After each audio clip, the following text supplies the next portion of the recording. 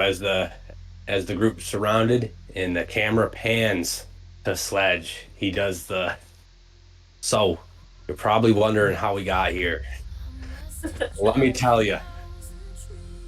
So there we are, enjoying or going out doing our choring, and then we all come back from an emergency uh, stone call.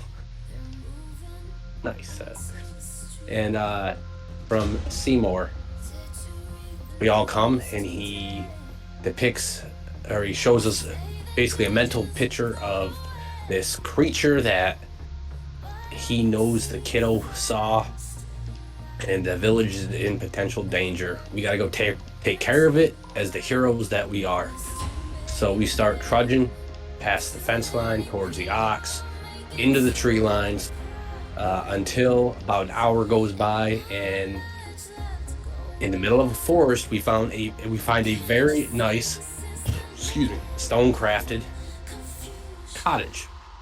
It looks very out of place. After some inspecting and some Bobby Joe and Desto shenanigans, they deem that there are 3 goblins inside, and what looks like a ritual being conducted, or something of that sort, some type of nefarious activity. So as Bobby Joe takes up a sniper position that we all thought would be way more advantageous than it was, we end up going through the front door. We get hit with a wave of death and decay and just all the nasty smellings. And as this tweaker comes to answer the door and invites us in, he knows Buck.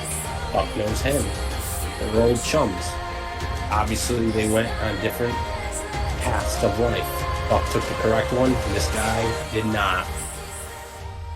They ended up taking some type of drug and transformed into some type of dragon hybrid. We liked our chances. We were pretty cocky. We started fighting with them, and out of the floorboards come the ooze. And we are not doing good. After some fierce fighting, Buck was knocked unconscious right off the bat. We got him back up. And alas, Bobby Joe is now down, and we are surrounded. And it looks dire for the team. And that is how we got where we are. Beautifully done, AJ. Well timed too, with ending the song at the right edge. Mm-hmm. So with that, Tyler, I still gotta say that song gives me chills every time is the intro. I'm glad that has worked well as a campaign arc theme song. I think it. Great second arc song. Yeah. Glad. I love this fucking song. This music right here gets the people going. It's provocative. So, with that, we Top of the will order, gents. jump to the top of the order. But before I begin any movements or actions or bonus actions or reactions, let's get a overview of the battle. So, as far as initiative, we will run through this in initiative order. Rab, not looking great. I would say in the vicinity of death is a fair categorization for him. He's not on death's door, but is close. Excuse me, I gotta turn the music down a little bit. And then after Rab would be Seymour. Seymour is aware of his own health, but he has taken some damage. It ain't great, Bobo. It ain't great. We will use commentary from you guys on how bad it is. After Seymour would be Desto. Desto, how you feel like you're looking? Bad. Okay. All right, so Bad. Seymour, not great. Desto, bad. Bobby Joe, I don't even need to go to her on this one. She is down. She has not made any death saves, but she is down at the moment. Then we have Kuyag and Kunbish. Both have taken some damage. I would not say that they're in the vicinity of death just yet, but they are very hurt and I think bleeding. And then Buck. How bad is Buck looking at the moment?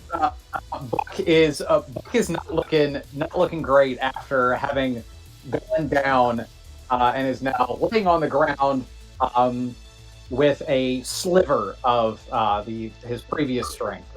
Yeah. After Buck would be Sledge. It's more mental than physical over here, there, Bobo. Uh-huh. And then finally, rounding out the order in combat is the Oozes. I would say most of actually Ooze number 4 has taken no damage whatsoever. Ooze number 3 looks looks significantly hurt, and Oozes 1 and 2 have technically taken damage, but it's kind of in that threshold where it barely even counts. Oh, any more good news there, Dion?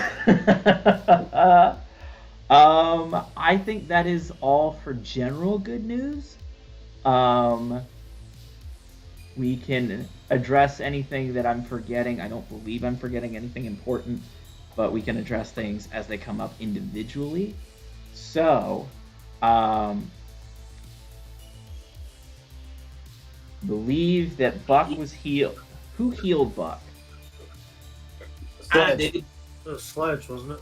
Okay. Sledge got his buddy up. Perfect. Then with that, Rab is going to attempt to attack Sledge, seeing that Sledge could be the one that keeps this battle going longer than it's intended to go. Here we go. At the start boys. of Rab's turn, you see that he looks a little bit healthier than I had previously described. And he regains health. And he regains health. And then he is going to make his attacks. Here we go, boys. Dirty 20. Miss. 26. Hits. Oh, no. Oh, no. And another 26. Hits. All right. Whoa, okay. So My worst fear has come true. everything's fine. We're all gonna get through this together. All right, so that is 11 points of slashing damage. Okay, so it's I'm gonna take 3 off that, so it's gonna be 8. Okay. You do not take poison damage, correct? I have resistance, so I take You half. have resistance. Okay, so I will go ahead and roll poison damage. Which is you get 1 point of poison damage. All right. Hell yeah. So that's the first attack. Second attack, Damn. Not good, boys. you take Didn't want to 9 do that. points of slashing damage, You got -3. and then another 1 point of poison damage. Woo. Oh, that went right. down quite a bit. Oh no, That boys. is Rab's turn. And we will move. All right, is that all you got? You stupid lizard. We're gonna lose I our don't know temper that's now. all I've got, but we'll see. You stupid dwarf. Alright, Seymour, you are up. Alright, I've had a week to think about this decision, Uh-huh. and I've come to this conclusion. Okay. This spot right here, I cast Fireball. Okay. Let's go! So what is the range? Fireball Yeah. will hit 3 for Rab and Kuyak. Because we agreed that he was in the window, but Bobby Joe is safe on the outside of that wall. Is that correct? Okay, give me 1 moment to look at the wording of A fireball. 20-foot radius. Outstanding move. Alright, now show me again the point that you're centering it on. It should Yeah, be it's still a- active. Do you see it? Yeah, I see it. Cool. So let's draw that out then. I will do that in orange and a circle. So right at that point. So 5, 10, 15, 20. I believe it draws that. I'm not seeing it. Okay. That is correct. Okay. So let's we zoom agreed that in. Bobby Joe 4. was outside the wall. We did agree previously. that. Am I getting Explosions can't go through walls, Tyler. Can or Yep, cannot? that's true. They cannot. That's Okay. how physics works. Sure, yeah. It does state it in the fireball spell, I believe, though. It cannot go around objects to hit. So if you break line of sight, you're good. Then I believe that stands, Seymour. So 4 Kuyag, enemies, correct? you get 4 Kuyag. enemies. Kuyag, 3, 4, and Rab. All right. Correct. Oh, you see more. Call them. All right, Call them the so correct that name. means I need to make dexterity saving throws for each of them, correct? That will be dexterity saving throws for all 4 of those enemies. Okay, and what number am I attempting to beat? The number to beat is 16. 16. Okay, Ooh, let's baby. start rolling. So I'm going to roll for the oozes first.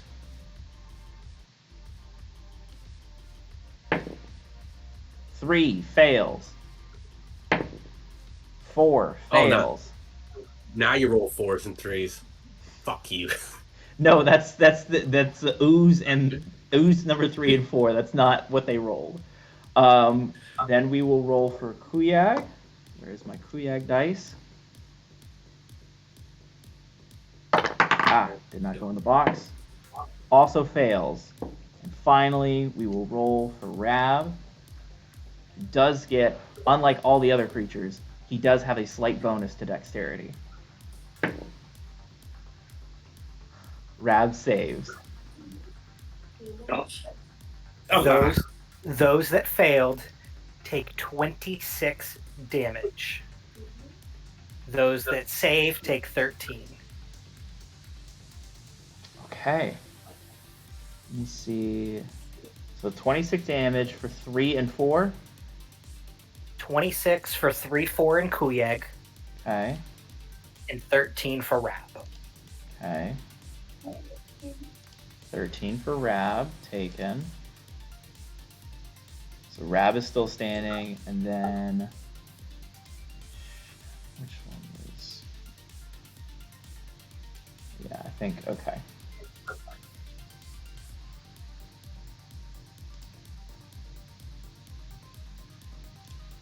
I believe that's right. So Kuyag was the one that had taken less damage out of the 2 of them. Which means Kuyag is on death's door. Very close, but is still standing. You've done damage to Rab and to the ooze number 4. You do see, however, that this fireball completely eliminates ooze number 3. Ooh, baby! Yes. Let's go! Oh, damn. That's what we needed. That's what we needed to see more. Let's go, baby! So that is your All right. action. That gives someone breathing room. You still My have a bonus action. Yeah. I am going to bardically inspire Desto. Okay. And I'm going to look to Desto. And I'm going to start playing like a very like fast version of Chariots of Fire. Dun, dun, dun, dun, dun, dun. As I look at him and go, I'm like, go help Bobby Joe right now. What do you all want from me? And you have a D8 of inspiration, Desto. Ooh. All right. Would you like to take any movement, Seymour? I would like to stay on the second floor where I'm at. Okay. Or that like half floor, I guess, whatever we want to call this. The That- loft, yeah. Yeah, I want to stay in the loft for a good battlefield vision. Okay. Next up will be Desto. Alright. Hmm.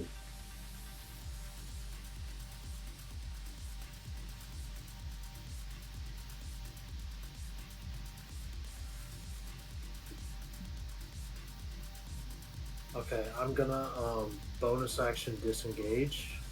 Okay. I'm gonna move right here, and I'm going to attack Rab with short sword. Okay.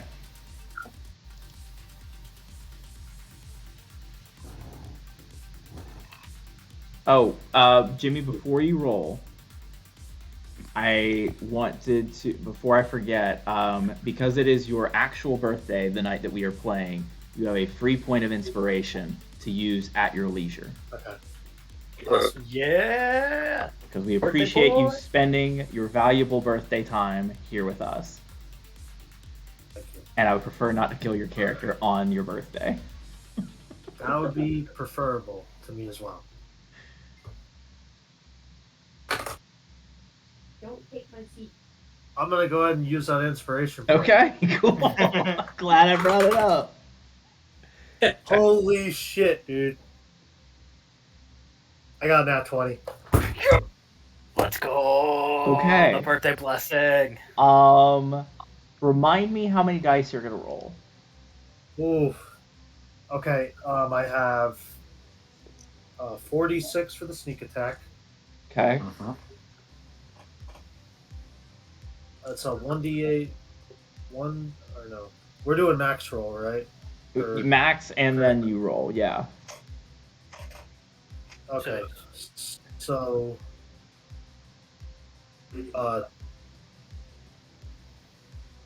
D6. So Jimmy, I think I get to already ask this. Not that this battle is over, but this feels like the appropriate place to do it. How would you like to do this? Yes. Okay. Oh. Forget it. Excuse me. Excuse me. All Thank right. you. So once And if you would like to go ahead and roll your Inspires damage, you can, just for the knowledge of how much damage you do. But I believe based on your max roll of the dice, you will do enough. would my sneak attack be double too, or is it still just one? We double everything, bud. Anything that's Oh, a rolled shit. dice. Anything that's a rolled dice. You get the max of that plus whatever you were gonna roll. Okay, so it's 30 plus my rolls. Yeah.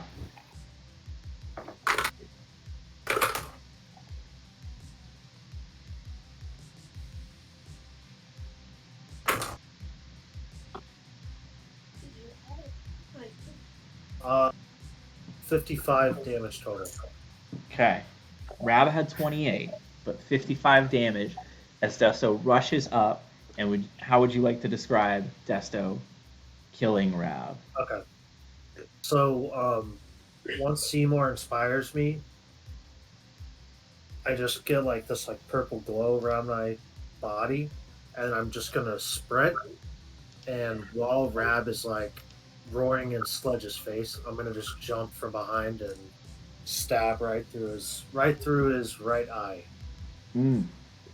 Yeah, so Sledge, or excuse me, Desto sort of runs up the back of this like deformed half dragon, half goblin monstrosity and reaches and stabs directly into the eye of Rab.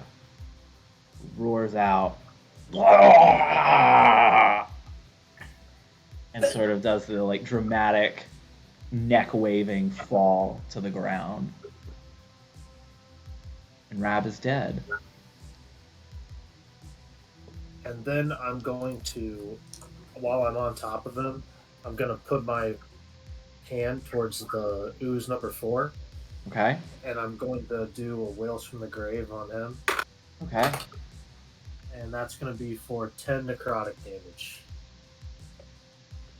10 necrotic. Taken.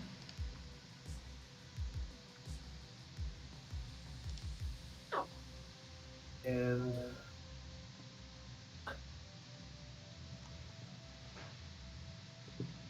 then I'm going to take the rest of my movement and just move up here. Okay. Or actually, I'm sorry, hold on. Because I bonus action disengaged. Yes. So I still would have the rest of my movement, correct? You Or- still have the rest of your movement, yeah. Whatever it took for you to get to Rab, and then whatever's remaining. Okay. So I'm gonna use the rest then to move up here where Bobby Joe is. Okay, And that's my turn. and that's your turn. So Bobby Joe, I now need you to roll a d20 and then privately message me either through Facebook or Discord or however is most convenient to you. Message me the result of that roll. Wait, if I roll it on D&D Beyond, is everybody going to see that? They might, but if they do, then I'm not going to make you try and figure that out right now if that's the way that you roll. I'll use my dice. Fuck it. Okay. Oh, snap. Use the click clack rocks. It was gonna honestly ruin the experience for me. Alright, I gotta make room here. Make room.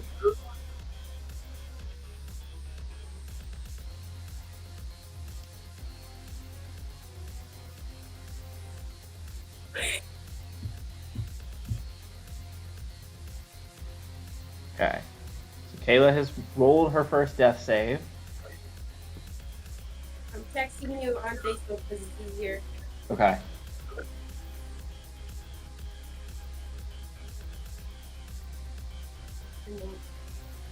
Go back. Make sure that it's not anything crazy. And then we will move on to Kuyag.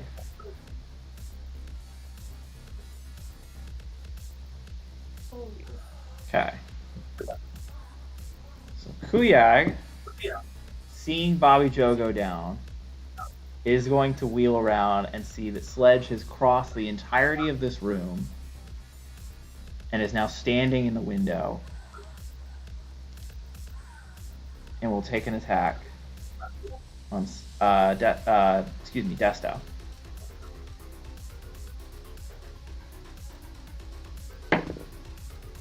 A 14 will not hit Desto. But a 24 will hit Desto.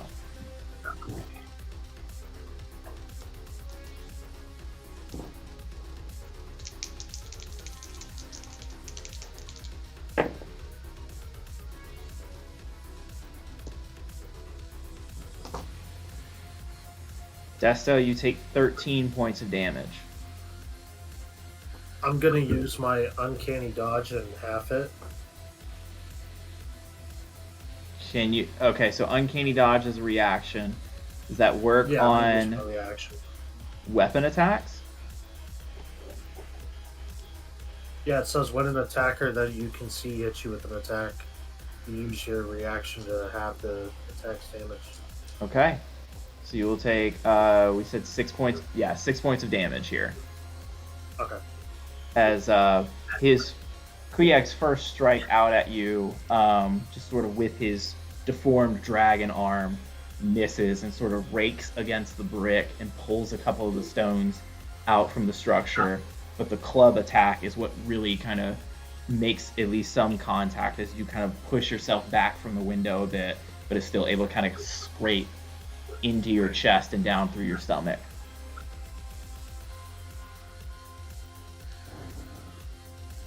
And then it is Kunbish's turn, who has been left all alone.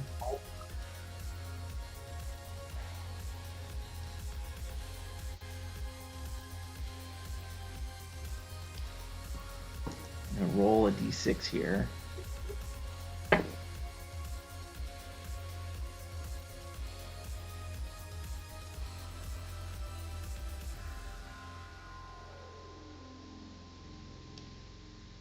He's going to run up to Seymour, but is unable to attack him as he has used his dash action. Question, just because I want to be a stickler. Sure. Did he go up the stairs, or did he, like, jump up the He side? did go up the stairs. And I took movement into account for that. Somebody right here. Yes. An enemy ran past you. You are correct. I Buck would get the an attack of opportunity opportunity. attack. Yep. I would just like to throw that out there because No, I saw that that is- his head was down. I appreciate you keeping No, me honest. that's a good point, and that I appreciate that. Thank you. Hold on. Let me see something. Well, I can be real individually fast. terrified. I just wanted to put that out there. Okay. I will make an attack roll against him while I am prone, which I believe means that I have this attack disadvantage. What's that? I don't think Am I that. because I'm prone? Do I make this attack at disadvantage? I don't believe I you never do. know. Let's check. Double check for me. D&D Beyond has this very fun conditions feature where it tells you what happens. You do have a disadvantage on attack rolls. Okay. Interesting. I thought that I saw that, and I wanted to make sure. Okay, that's really good. That's not as good. I assume that an 11 does not hit him. An 11 will miss, correct. Okay. Alas. I'm sorry, Seymour. Alright. So, Thank you for trying. Kunbish is all up in Seymour's grill, but as I stated previously, because he has used the dash action, he saw the giant fireball and was like, nope, we're not having any of that. I am going to try and get rid of that. Has run up the stairs to deal with that, but is not able to attack on this turn. So next up will be Buck. Cool. Bonus action. I like to rage. Okay. Seems like a good idea at this point. So Buck rises up from the ground. I'm assuming you get up? Hold on. Before I do that. Okay. You're raging from the ground. Cool. This does nothing for me. I have as I rage, my eyes like white as I gain true sight for 60 feet out from me. Do I see anything? An illusion, an invisible enemy, or anything on the ethereal plane? You see a light. The ethereal plane? Yes, the ethereal plane. Yeah, actually, you do. Holy shit! Do I? What do I see on the ethereal plane? You see the resemblance of your former master, Urks.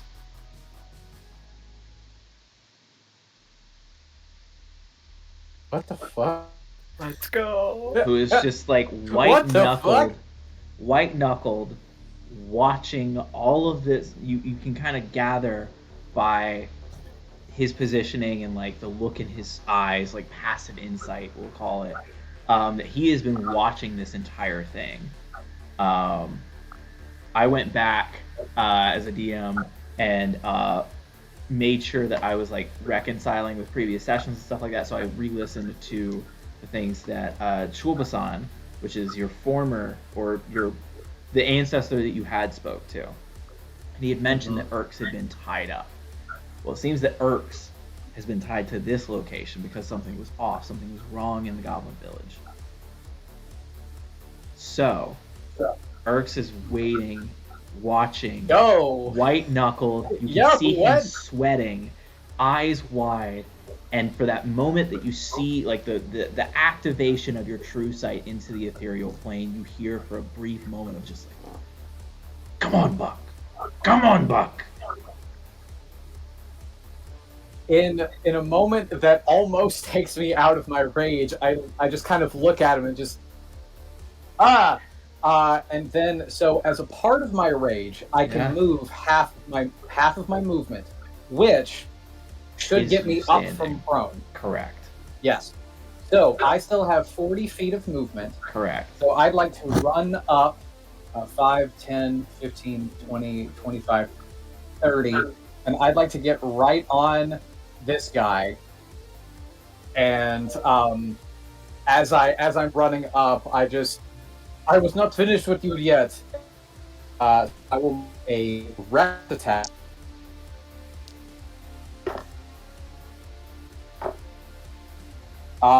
Does a 17 hit? A 17. I got so excited just listening to the story and what the dice were doing that I forgot to look. 17 does hit. Okay. Second attack is a 24. Okay, wait a second. So that is 24 will definitely hit. It's 24. So, Yeah. Okay. First attack does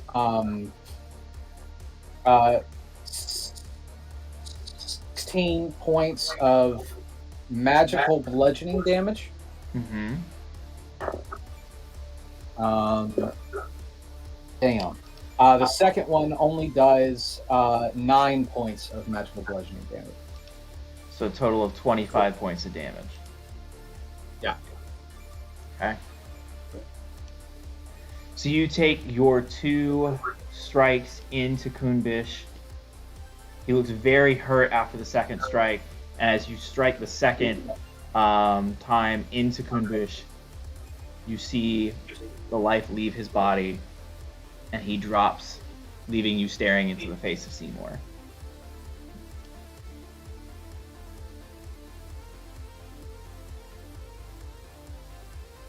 Buck, do you have anything else left to do this turn?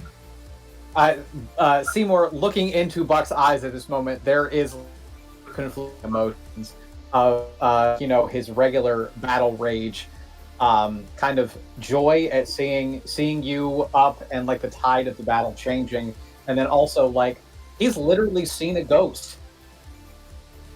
So there's lots of stuff happening here. Buck, from your side, you see Seymour, who was very fight or flight in the moment when somebody was in front of him, to just kind of getting clonked on the back of the head and dropping, to just seeing you standing there. You just see like a small willowing of tears of joy to see that you are okay after I saw you go down, to know that we've always got each other's backs. Mm-hmm.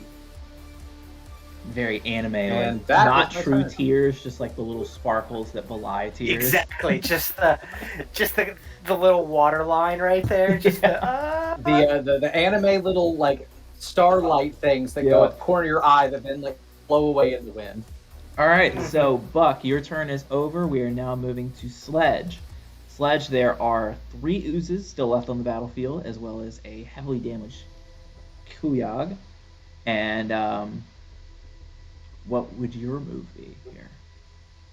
I am going to take a step back, taking the attack of opportunity from the sludge. Okay. Now that you guys have made quick work of some of these enemies, I'm kind of back into the like, all right, I hope I hit them stage. I'm fucking Sledge up somehow. And I do. I would like to use my reaction. Okay. And I am casting Silvery Barbs, which means this creature is now going to roll and take the lower of the 2 numbers. Woo, woo. I am then able to inspire somebody in a manner that allows them to get advantage on their next attack, saving throw, or anything like that, ability check, and I am going to inspire Sledge, who is right there. Okay, so the inspiration goes through.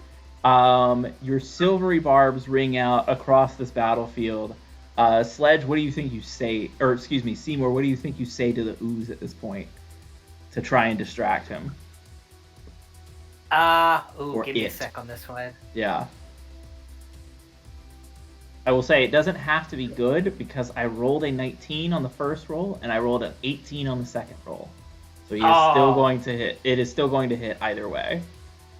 Can I just, in that way, like, look around and just pick up like one of the books off the shelf and just try to like throw some magic into it and just chuck it at him. Like it is a panicking moment style thing to be like, huh, get away from him. And just like then it's you not throw great. the book, It's not, and it like just kind it's of not Seymour-esque. It just like willows in front, like right between them, and it like almost makes it bad for Sledge because like the book comes as the thing goes to strike him, and it's like, oh no, I screwed you over more it than very I much you, just kind of like bends into the ooze, and the ooze like spits it out over Sledge's head. All right, so Sledge, you are going to take damage. So it still does a 24. It an 18 on the dice plus 7 to hit. We'll do a 25. All right, gotcha. So you take 9 points of bludgeoning damage.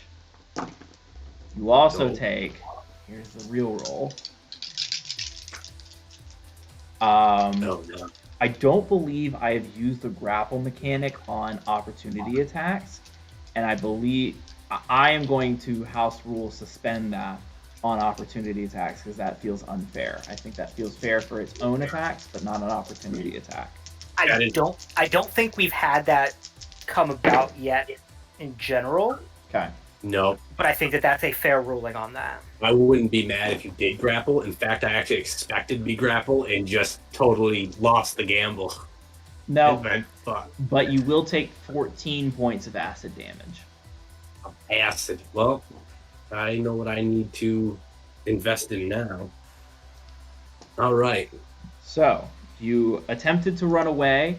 You see the ooze just reach out this like flailing pseudopod and strike across you and kind of wrap around you, but you built up enough dwarven momentum and you got that low center of gravity that you can sort of power through the blood ooze that wraps around you.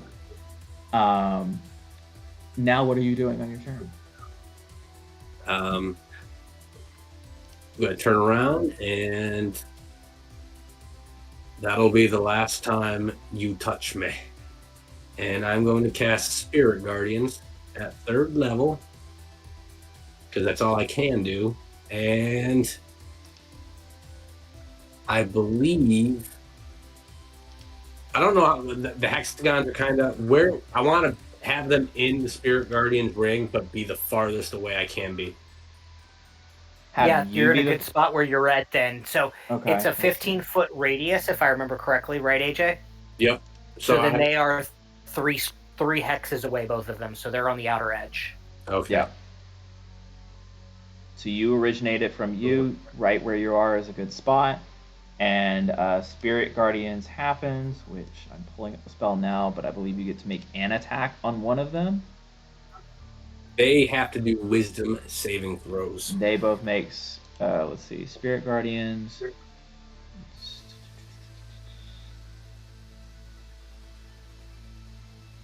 Yeah, they both make wisdom saving throws. Okay, cool. So, let's look up the wisdom of an ooze. That is a 3 total and a 4 total. So both of them fail and take the full amount of damage from this spell.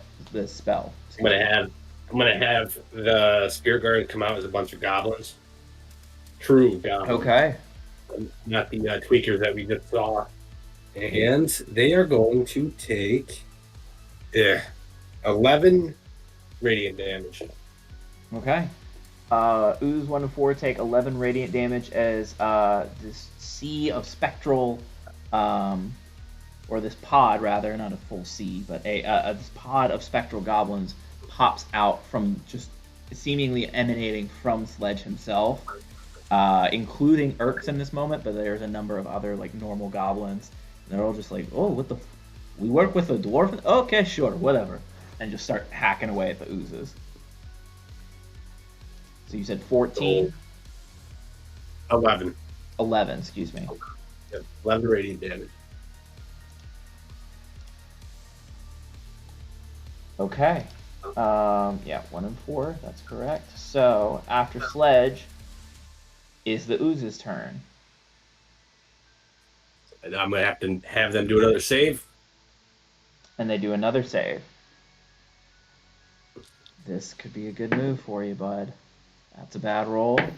That's a bad roll. They both fail again. My God. Crass. 6. 6 damage. Yep, I'm having a bad day. Ooh, Bad buddy. day, bad day. Yeah, Yep. that is not good. All right. You see them sort of launching themselves, like they kind of jump up, trying to get like on top of the ooze, and then not realizing that even in ghost form, they can kind of bounce off of it in like a trampoline effect. So,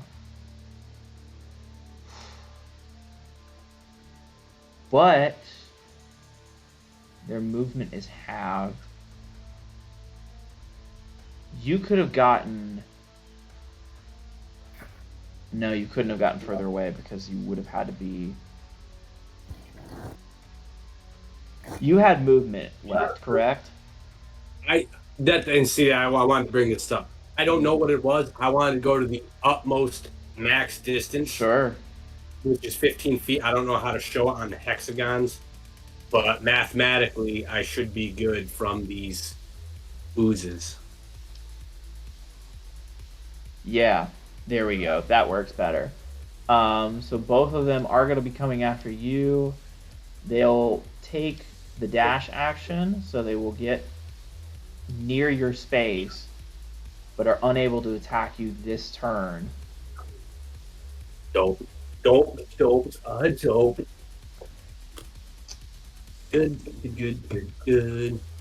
Ooze 2, however, is going to go after Desto. I see no way around that. So, here we go, Desto. 2 attacks. Does a 17 hit? Yes. Okay. Let's go ahead and roll damage on that. 5 points of bludgeoning damage.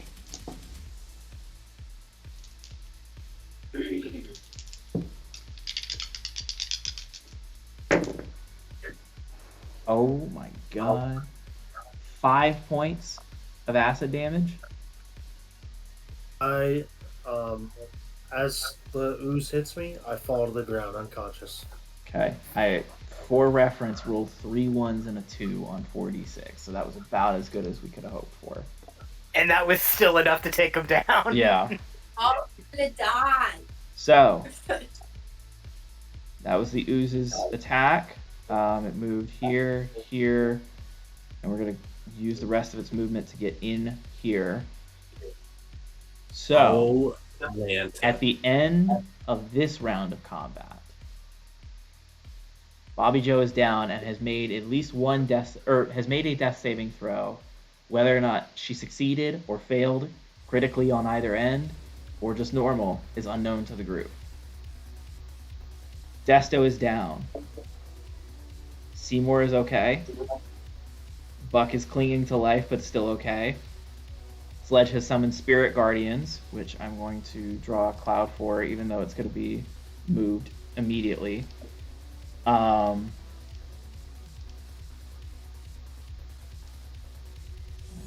15, so something like that. Right. There we go. Something like that. That is the current state of the battlefield. Cool. Starting back at the top of the order, Rab is dead. Seymour, you are now lead initiative. Okay. Hercules. I would like to do something. How high up is this loft off the ground? 10 feet? 10 feet. Okay. If I were to run and jump off of this, I would not take fall damage. Is that correct?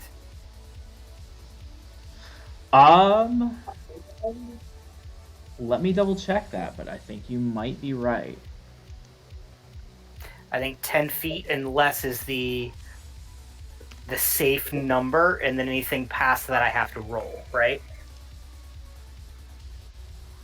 For every 10 feet you fall, you take 1d6. So you would take some falling damage. I would take 1d6. Correct. Okay. to explain my whole turn to see what the DM's going to choose. Sure. Okay. I would like to run towards the edge of this banister, jump over, and make my way over towards the window area here. Okay. To where I can see Bobby Joe. And I would like to use Healing Word on her. Now I know that I would use my action to dash because I need to get further than 30 feet to be within range of her to see her. So if I take my movement and my action as a dash action, I can bonus action Healing Word. Would I be able to jump off and do that, and as I take my action to dash, try some sort of acrobatic check maybe? Okay, so let me get my pointer tool real quick. Or would I be okay with still just taking the 1d6 and just actually being able to do all of that? Okay, so I've got the light blue pointer tool. I need you to be able to get to this space or closer. I can get to there. With your movement. I can get closer. I am trying not to get within arm's length of him. That is 50 of my possible 60 feet. Yeah, that spot right there allows you to see Bobby Joe and cast Healing Word on her. I will allow that. I will also allow an acrobatics check. We're going to call this DC... Trying to think I have of a +1, so whatever fair is here. Yeah. I'm basically rolling flat. I'm gonna say DC 17.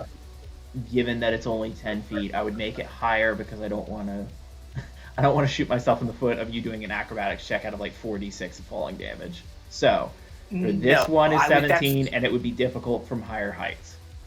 And that's what I was gonna say is like, even if I take the damage, I'm still able to maneuver this entire route, though, right? Like, oh yeah, that's what I just want to make sure. Okay, that I wasn't going to be like, hey, am I going to acrobatics as I jump off this banister to dash? That I'm not like, oh, make the acrobatics check to like fall flat on your face. Correct. No, you can acrobatics check to avoid damage. I'm actually going to up it to 18, and this is only for the 10 feet. Anything higher than that.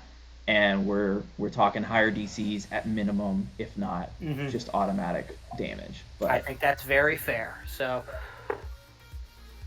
I got shout out to the 2 crew. Okay, so you take a D6 of falling damage.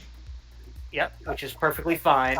But I'll that go still ahead gave and me roll a that positive for you. integer that was not 1. So that was you're rolling. Okay. I'll roll I'll go ahead and roll the falling damage for you.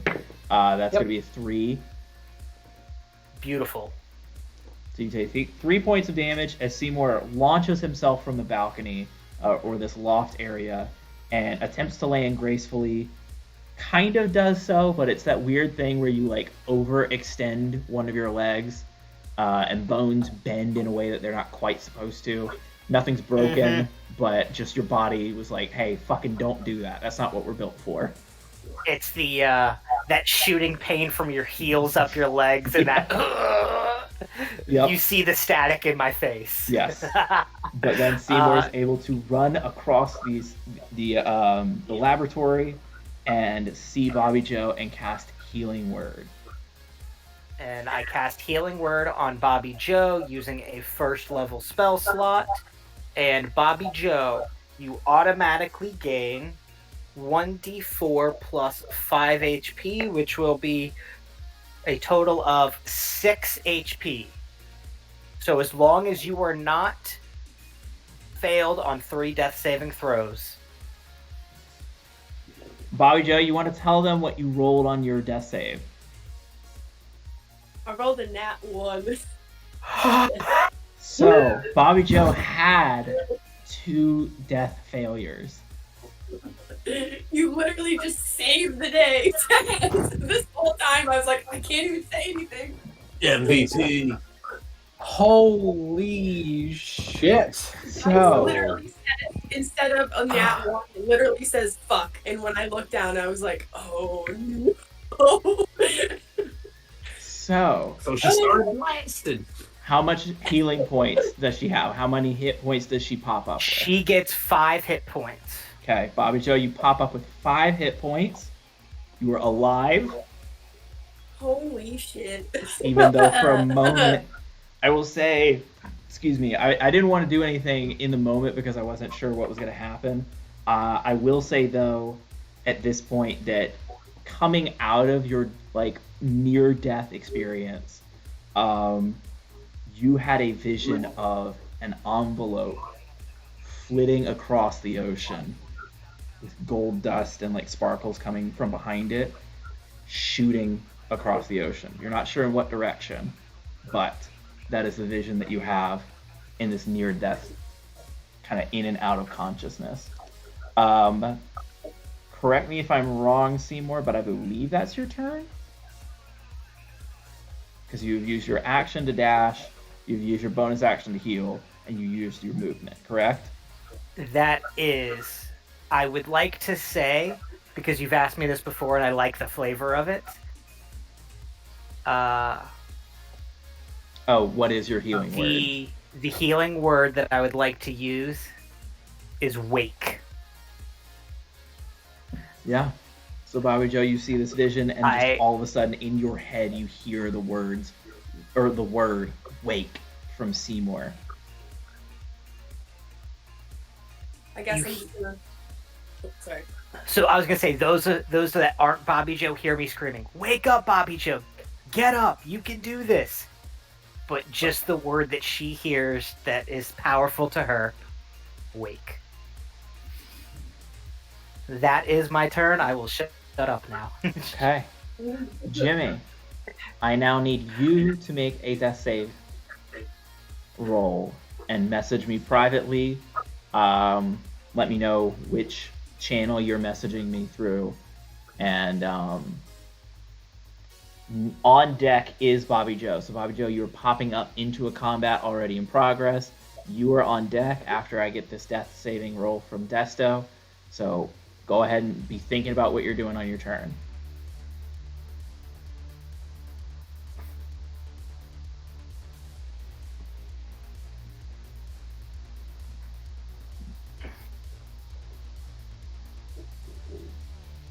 I'm sending you a message on Discord. Okay.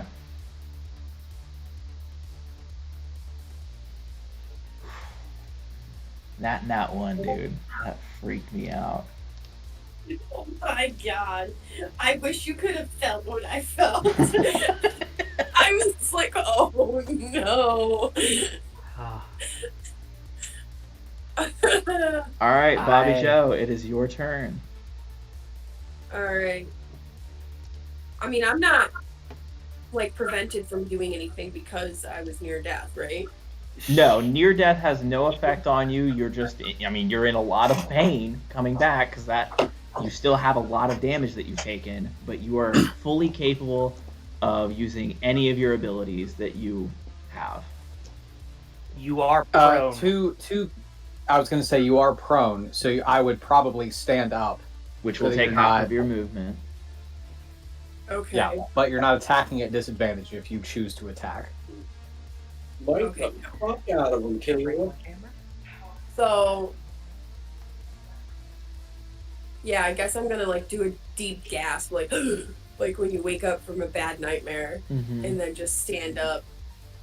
And after I kind of like figure out what the fuck's going on around me, I'm going to aim my rifle of divine smite at Kuyag. Okay, I will say Kuyag is on death's door very evidently. Is sort of not swaying, but like a bit off balance. So, just so you are aware that he is incredibly hurt right now. Okay. I mean, is anybody gonna be mad if I just take him out? No. Okay, cool. We need this. I rolled a 28. 28 will hit. Roll me damage. 16. Okay, Kuyag is gone. You pop up and immediately just like kind of lever action, blast him away. Bitch. That is one of your attacks. I believe you still have one more attack, as well as a bonus action attack should you choose to take it. That will require Hit the ooze. That will require some positioning, because you were still outside that window that we've kind of been playing around with. But now, is the window open? Window is open. So can I just take a step to my left and get a better aim at the ooze? Yeah, absolutely. Or is it? So step down on the map. Yeah. Yep. And then I'm gonna aim and hit the ooze. I hope. Yeah. Go ahead and roll an attack. Aw, I got a 10. Does that hit? Let me double check, but I do not believe a 10 will hit the ooze. It does not. Fucker, I'm using my bonus action. Okay, bonus action. Shot with a pistol. Hey, was that a 10 or nat 1? No, the nat 1 says fuck. Nat 1 is very obvious. Right? Oh, I thought she added everything. Like the modifier. Okay. What do you mean? No, never mind. Don't worry about it. Did you add the modifier to it? Yes. Oh, cool. Never mind. I thought you had a +9 to hit, so never mind. No, that's just a nit. Oh, okay. Hold on then. Let's double check and make sure that wasn't a modified nat 1. Did you roll a fuck on the dice? Well, she's not rolling. You're not rolling dice now, are you? You're back on D&D Beyond. No, I'm D&D Beyond. Yeah. Yeah. Okay. So you should be able to see it. Let's check. I don't have that tab open, unfortunately. So. I mean, does the modifier make a difference? No, and that's why, like, it. No, or yes, it makes a difference because it doesn't make a difference in the sense that if you rolled a nat 1 to hit, which it's not showing up in the log, so I'm gonna have to do this. Yeah, it's not showing up on mine either. Okay, but if it's showing if you rolled a 10 to hit, that means you would have had to have rolled a nat 1 on the dice. Mm-hmm. Which means, I believe, based on the rules that we'd established, that your gun jams. Okay. So, but you're putting it away anyway and firing with your pistol. So, you're putting away a jammed gun. It is going to need like a second to be repaired. But you can go ahead and fire with your pistol. Sorry, I wanted to clarify that, but you were still good to do what you wanted to do. I was like, please don't tell me this shit's gonna blow up in my face and I'm gonna die anyway. No. Not that bad. Alright. Okay, I got a 27 with my modifier. 27 will absolutely hit. 12 for damage. Okay, 12 for damage on this ooze. Let's see which ooze that is. That's ooze 2. Which means he takes... That is the healthiest of the ooze, but he is catching up to its brethren. And unless you would like to take more movement, that is your turn. But would you like to take more movement? I think so. Okay. Stay in my safe little zone. So, both of our dragonflesh grafters have been killed. So, Buck, it is now your turn. I'm working on those misfire rules.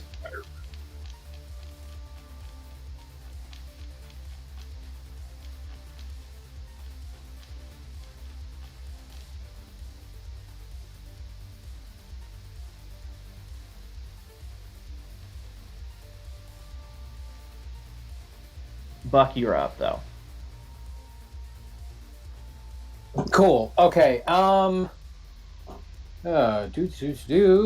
Good to know. Let's see. How far away? How far is it to get from like distance down from where I am to the stairs, and then from the stairs then to the floor? Like each subsequent jump. Would it that would be require a 5-foot like jump each way. But I am okay? Would that in how- order? Yeah, I'm going to say that you would need to make acrobatics checks to land each jump. Ugh. Ew, no, I don't want So to do that. because you were attempting to You then- trying to subvert. jump on steps. Yeah, you were attempting to subvert falling damage. Sure. Which would be very unfair of me to just let you do after Seymour had to make a check. No, absolutely.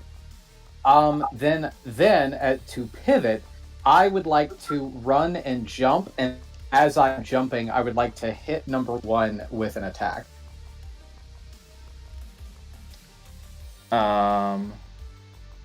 So you're running down the stairs. No, I would like to run it like I would like to jump off, and I'd like to just hit one. I am cutting out the middleman. Okay, I Just see. jump. So you're just taking the falling damage then, because he's at the base of it's at the base of the stairs.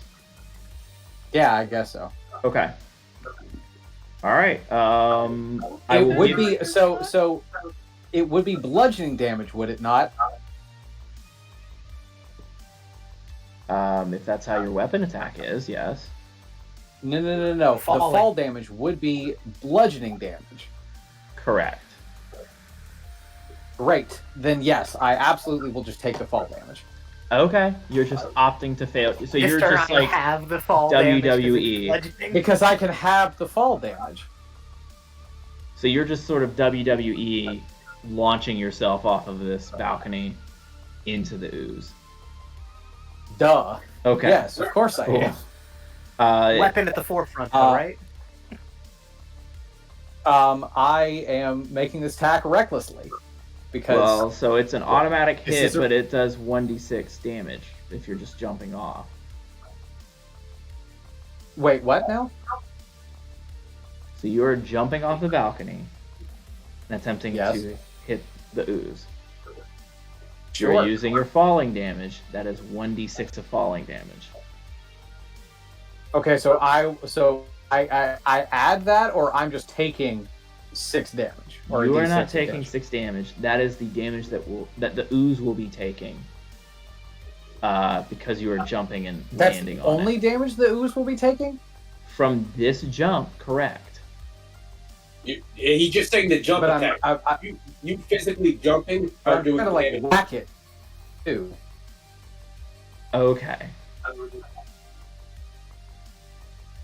I think he is trying to like I'm not trying to, downward like, slash land this it. thing. I'm trying to like hit He's it. like trying to just like downward slash on top of him, but like, hey, that is going to count Ah. as an attack swing to do that. Is Yeah. what I think he's trying to do, and he's willing I to am take jumping any fall and damage as swinging he jumps. into it. Okay. Similar to what I was trying to do, where it's like I am willing to take the damage as long as I can do what I'm trying to do. So he wants to make an attack on this guy while jumping. Gotcha. He will take fall I am damage, but he swinging- would I'm like to be able to swinging my recklessly mace- or- swing at him. Gotcha. Okay. Yeah. I'm with it. So I think this is a rule that's actually written somewhere, but if not, we're gonna house rule it for this, and I believe this doesn't contradict anything I've ruled previously. That because you are launching yourself from above the target, that will give you advantage on the attack. Yes. The high ground. High ground, you get advantage on the Yes, attack. I have the high ground. You will automatically take the bludgeoning damage to yourself, to you, Buck. You will take a d6 of damage just automatically. Right. But you get an advantage on this attack without needing to recklessly attack. Great. Then that's what I do. Okay. Now that I'm caught up, I apologize for being a bit slow on the uptake there. No, you're fine.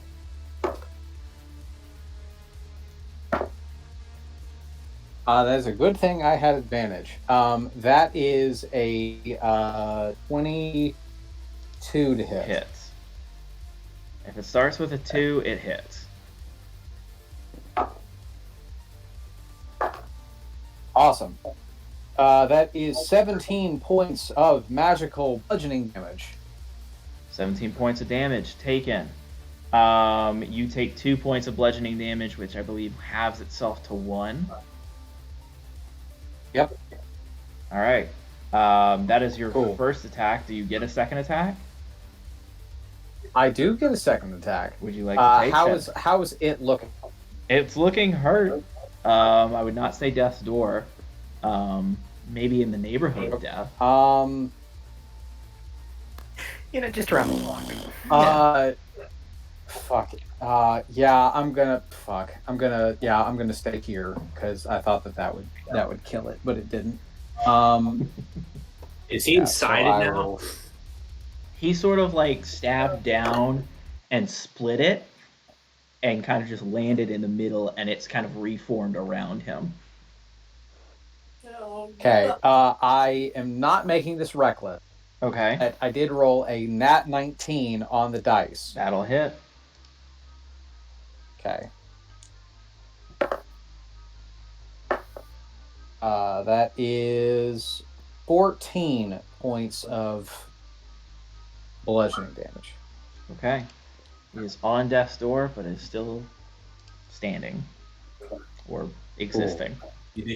You did good, but okay.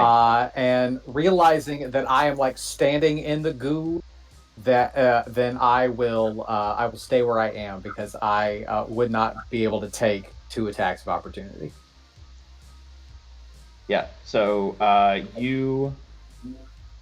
you're like right here then? Yes, I would say so.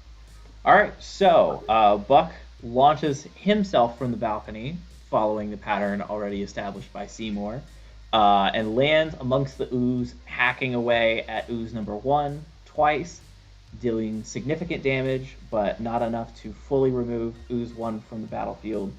Sledge, it is now your turn. Alrighty.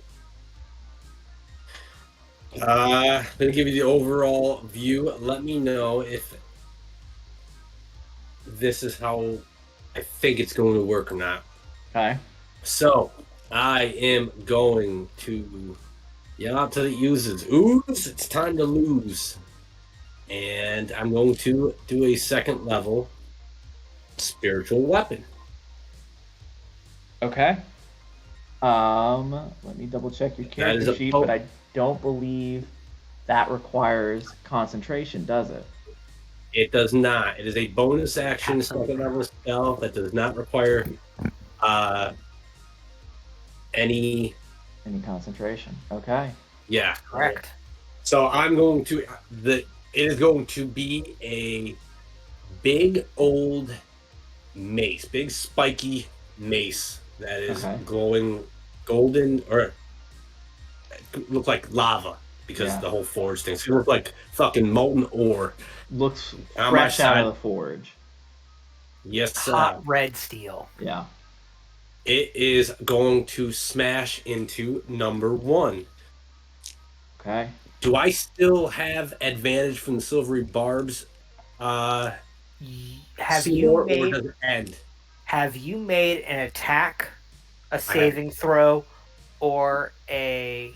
I have not. Hold on, what's the other term for that? God damn it! I don't think anything's a happened skill. to Sledge. You have not done a skill check. You've not done a skill check, a saving throw, or an attack. So you still have it because it has to be your first action post silvery barbs. So this is your first chance. You've casted a spell. This attack you will have advantage on. Does it? And this is a DM rule, I guess. It's not me doing it, I guess, as an action. It's the spell itself. Would that still count since it's a 2-hit spell, or no? Yeah, no, it still counts. Cool. You still control it while it's not a concentration. Your weapon doesn't just wildly do it by itself. You control the weapon to slash. Well, even though the book has like launched itself, like the book had gone inside the ooze and popped out, but you still see that the ooze, for as much emotional display as an ooze can have, feels emotionally damaged by having a book thrown at it. Go. All right, so thank you, Seymour, because I got a 2 the first one and a 17 the next. Okay. Plus 8, 20. Let's go. 25. What am I doing here? Spiritual weapon is just to hit. So does that hit? That's what was to hit? 17? It was like it was above 20. It was a nat 17. Hits. Yeah. Okay, so you are going to take. Fuck yeah. 12 force damage. I believe it's force. Let me double check. And that's on ooze 1. That is on It ooze is force 1. damage. Yeah, cool. Force damage. How's it looking? Fuck yeah. Gone. Your spiritual All right. weapon swings into this ooze, and what was remaining splatters away and is removed from the battlefield. Now this Nice. is where it's gonna get weird. Bear with me. For my action, I'm going to disengage. Okay. So I do not take an attack of opportunity. Okay. I'm then going to move 5, 10, 15, 20, 25. Now, correct me if I'm wrong. If I go here, It moves the circle with you, and you can put number 2 in there, right? this ooze is now in my spiritual guardian. And since it's his first time being in it, he will have to make a save and take damage. That is correct. So I will make a save And for that ooze. I don't have enough movement right now, but if I did, because I only have 5 more feet, but if I did, I want to know how you would rule this. Would I be able to run far enough away where 4 is now out of spiritual guardian and then go back in, or no?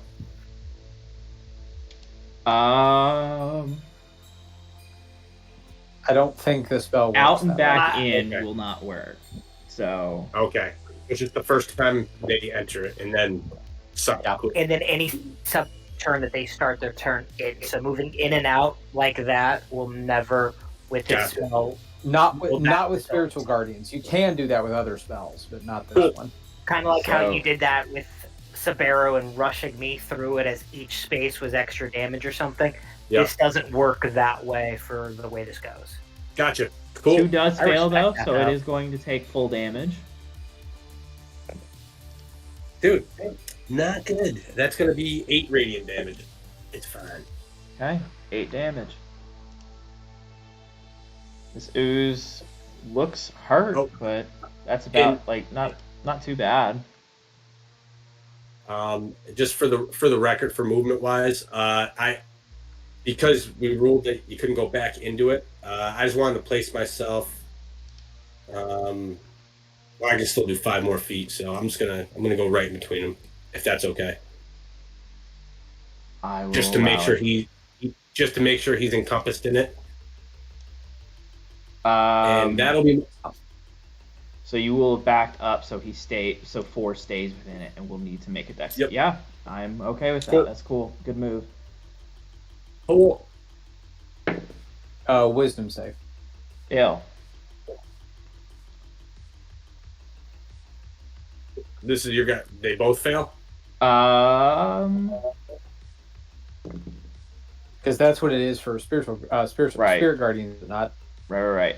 So 4 fails, 2 succeeds. Okay. So Great. man, I cannot roll fucking worse shit. That is going to be 7, 8 radiant damage. All right, so 8 Dude, damage for Every 4. single one of my spiritual takes guardian has been trash. The highest was 11. That is so bad. So bad. Hey man, we're trying. It's just we're ghosts fighting ooze. What's your dice on it? It's 3d8. 3d8. Yeah, they're terrible. 12 is average, or 15. I was gonna average. say Yep. 15's average for that. So you're right. That's Terrible. Fucking pretty terrible. below. Okay. So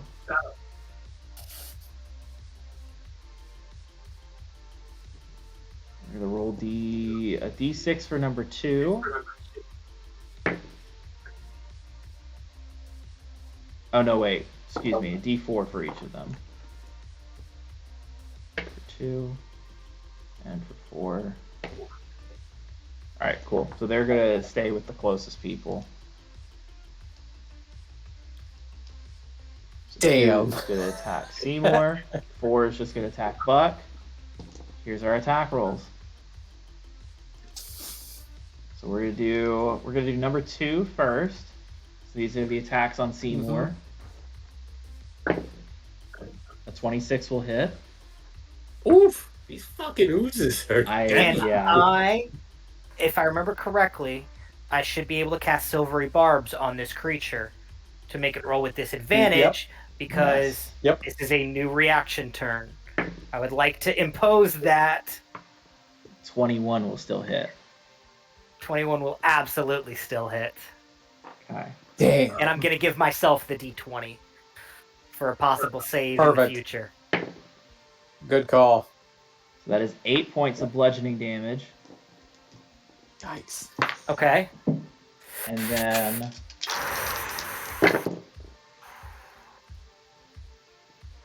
12 points of acid damage.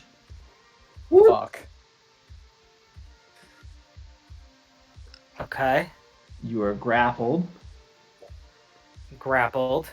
It just gets worse and worse. And I believe I get one more attack on you. Because grappled just restricts your movement. You do. I don't know. I get 2 attacks. Me. I don't know how that creature works. Yeah. Yeah. 17 will hit. And absolutely will. Damn. You don't even need to roll. I had 1 HP. Honestly, I had 1 HP. I was like, please don't tell me he's got a second attack. Let him just hold on to me. And I'm like, no. I can get out of this. I've done this before. Seymour goes down. Okay. Now we go to Buck.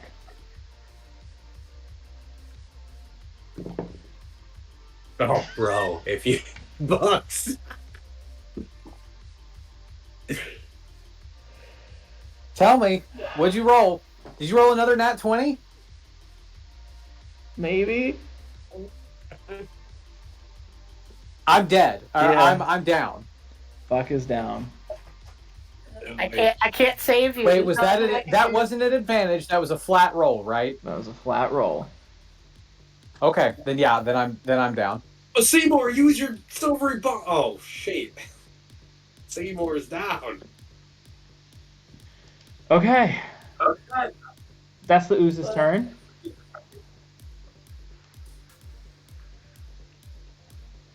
Seymour, I need you to make a death save and privately message me. Please let me know the channel by which you're messaging me. I will message you on Discord. Desto, I will need the same thing from you, as nobody can act until after your turn. Bobby Joe, you are next to act.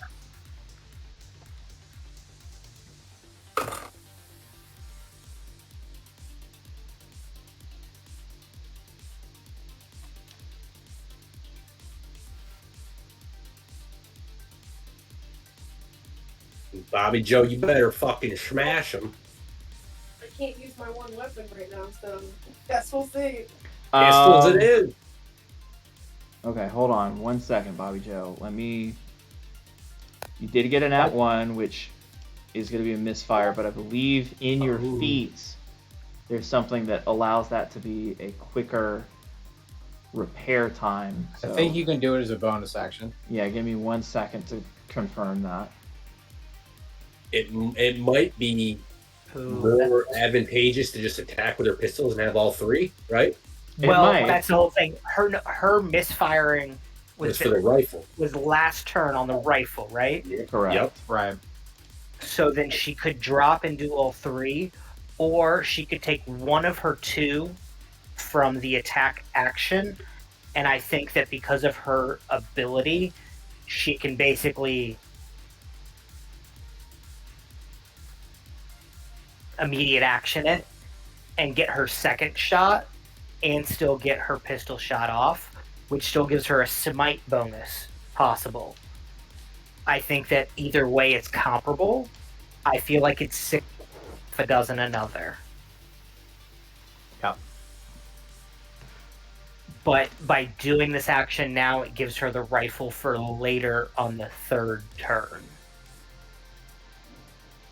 Or she can pistol up and still get flat bonuses if she hits, which is still a pretty big deal in this fight. Okay, I am not seeing anything that allows you to speed up. I was incorrect on that. I don't see anything that allows you to speed up the process of fixing the gun, but you can use an action to repair it. So you can either spend your action, which would remove 2 of your possible 3 attacks, or you can just shoot with the pistols.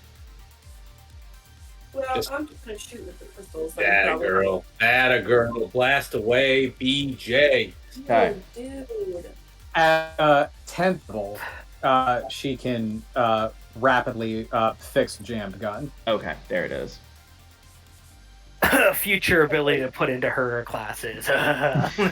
It's there in the future. All right, so Bobby Joe, you're shooting with your pistols. You have at least 2 attack options, and then bonus action attack if you choose to use your bonus action that way. What's the plan here? Hold on, I'm reading this. You're good. I don't really need that.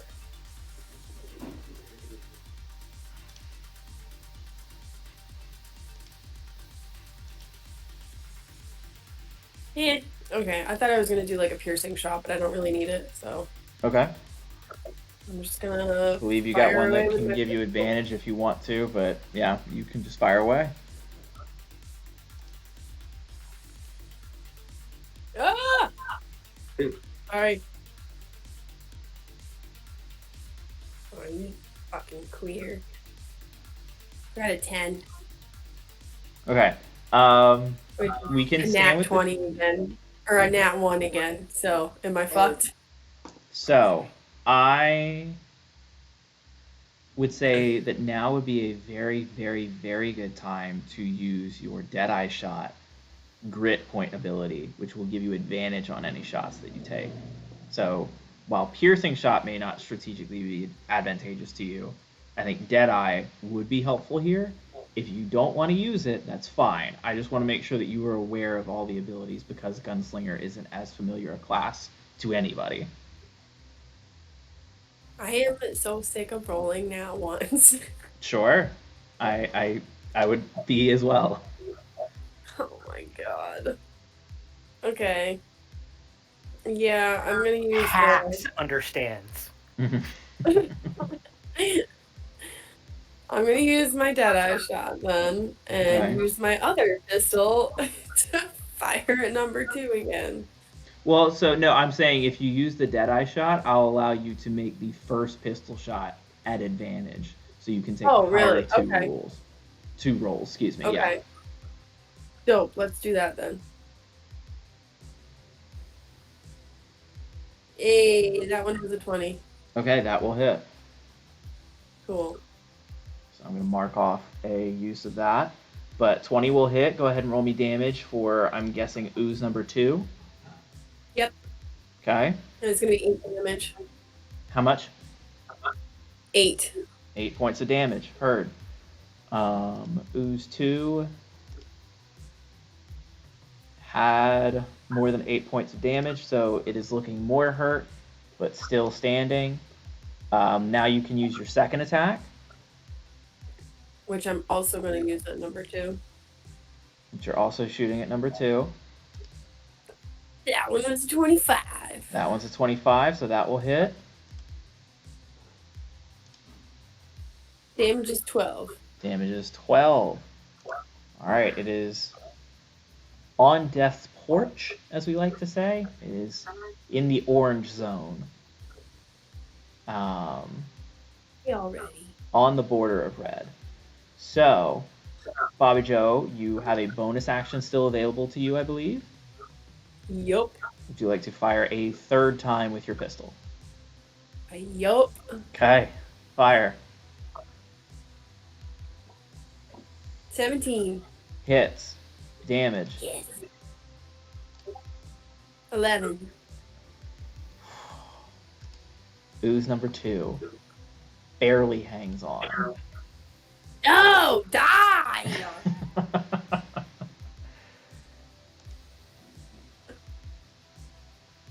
All right, so now that Bobby Joe has gone, Buck, I need a death save from you. privately message me, and please let me know which channel you're messaging me through. I will message you on Discord. Okay. Sledge, you are up next, so go ahead and start telling me what you're doing here. 1 second.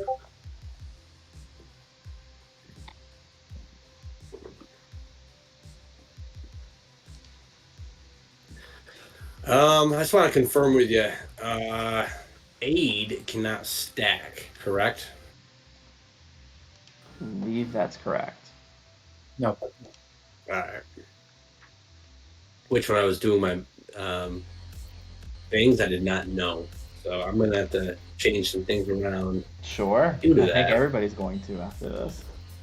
Yeah. Yeah, First- I'm gonna quit. Is it my turn or Don't no? quit. It is your turn. All right. So I didn't say it before, but I feel like it's fair that it didn't. My spiritual weapon is still right next to Buck, just so you know, because Mhm. it has its own feed and it floats around, does its own thing. So it didn't Yeah. go with me.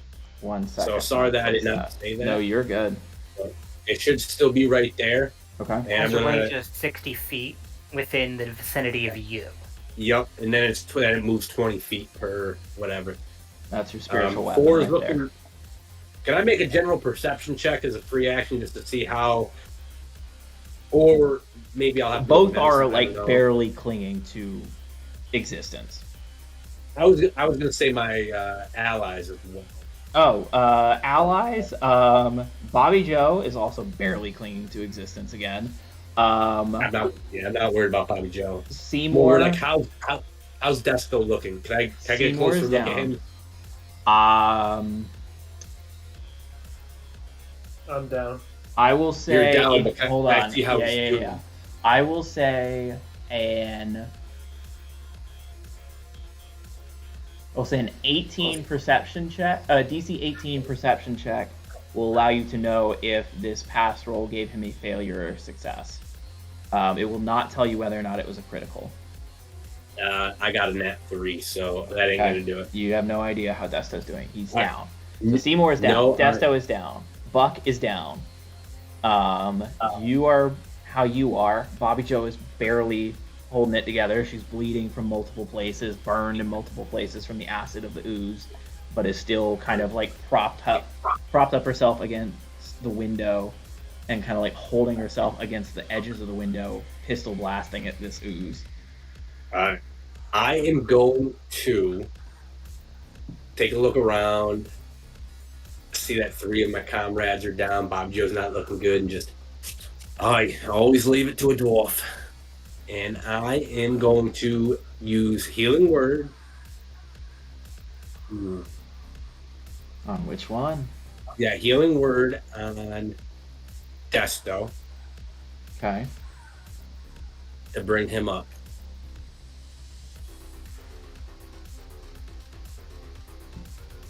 All right. How much healing points do you give Desto? I am going to be a level 1 spell. Let me roll real quick.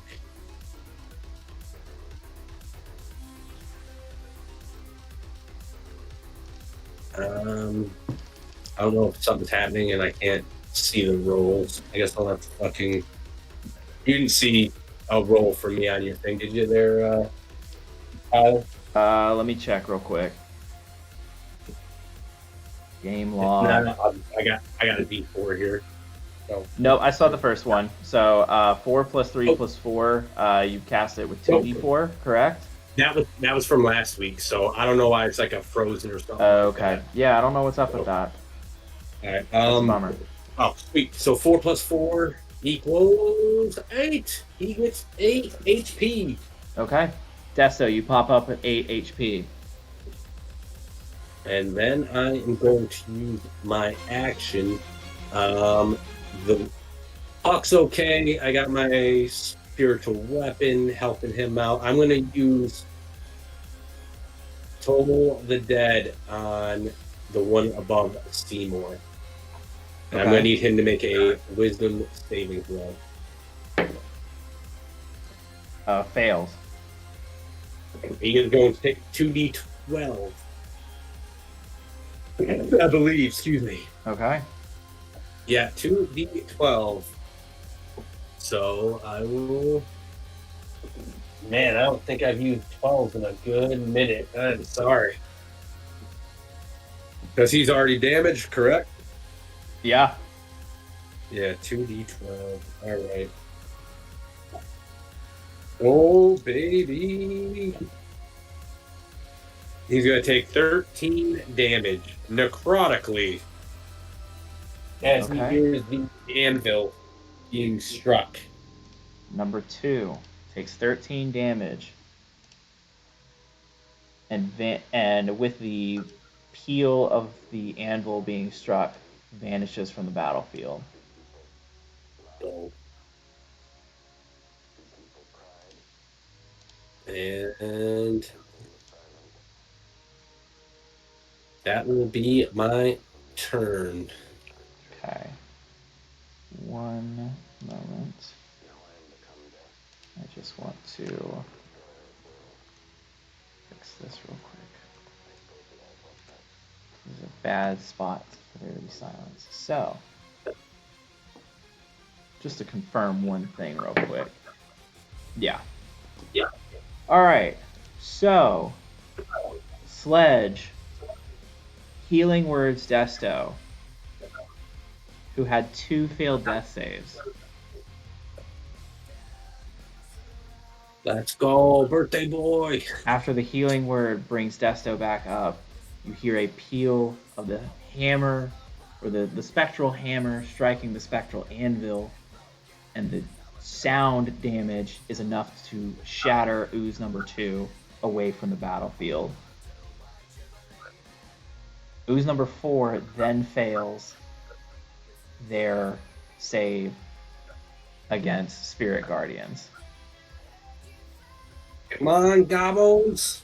There's a 4, a 1, and a 2. 7. Dude, I can't get a fucking break with Spirit Guardian. You know what, That one's AJ? very on point, though. Given the fact that Dragon Blood Ooze number 4 had exactly 7 points of damage remaining, I am not lying to you.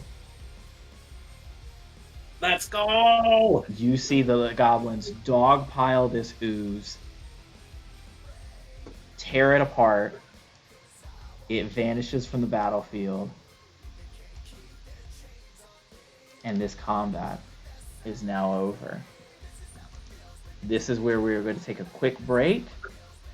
Everybody can walk, take a deep breath, use the restroom, get a drink, any of the things that you need to do. Be back in 5. All of the above. All of the above. I think I got to do 4 or 5 Spirit Guardian rolls, and only once did I get 10 or above. And when I say above, I'm at 11. So double digits up to 11. That's terrible. Sad and thank God they were not wisdomous.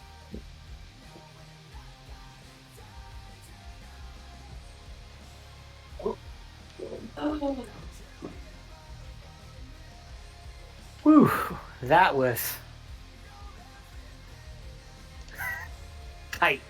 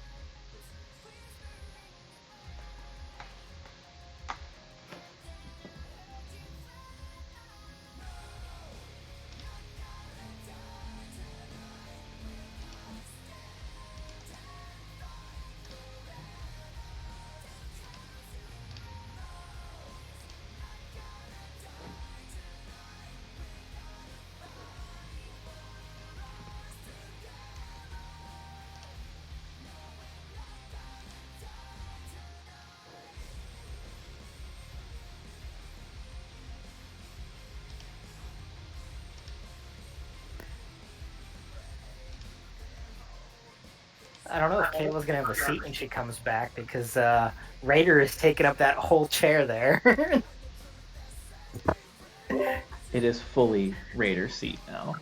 Yeah. Dude, what a ooh, that was a little heavy. What an absolute like nail biter there towards the end. Yeah. Woo. We thought we were. Buck, me, and Desto going down one turn apart. Bobby Joe just coming back up and making some huge shots. Like, Don't forget that Bobby Joe had a nat 1 on a death save, and that Desto also had 2 fails. Both of those characters were 1 turn away from likely being permadead. Not that you don't have I- a And, 5 available. and I burned a luck point. Nah, we'd be good, dude. We had room in the thigh. We're good.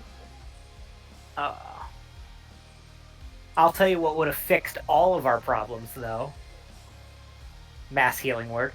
Not sure would have. I Fucking totally A right, bud.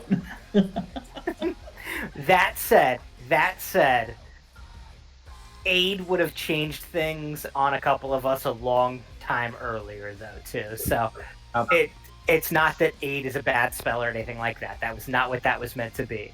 I was just saying that, like, mass healing word in the inventory right there would have actually hit every one of your teammates and yourself and done something. Dude, honestly, I really was like, man, aid does exactly what mass healing word does, but I feel like it's better. I'm just gonna keep that in my inventory. And I guess maybe I didn't think I was gonna use aid as a buff going into a battle when I first originally put it on the spell list. But I literally was like, I'll just use it as a mass healing word. I'll be good. But no. I do think that your concept of it is incredibly interesting, and it does fit the same mechanic minus action versus bonus action, but concept being the same, like it would give you 10 HP to put somebody up on, which I think is very cool.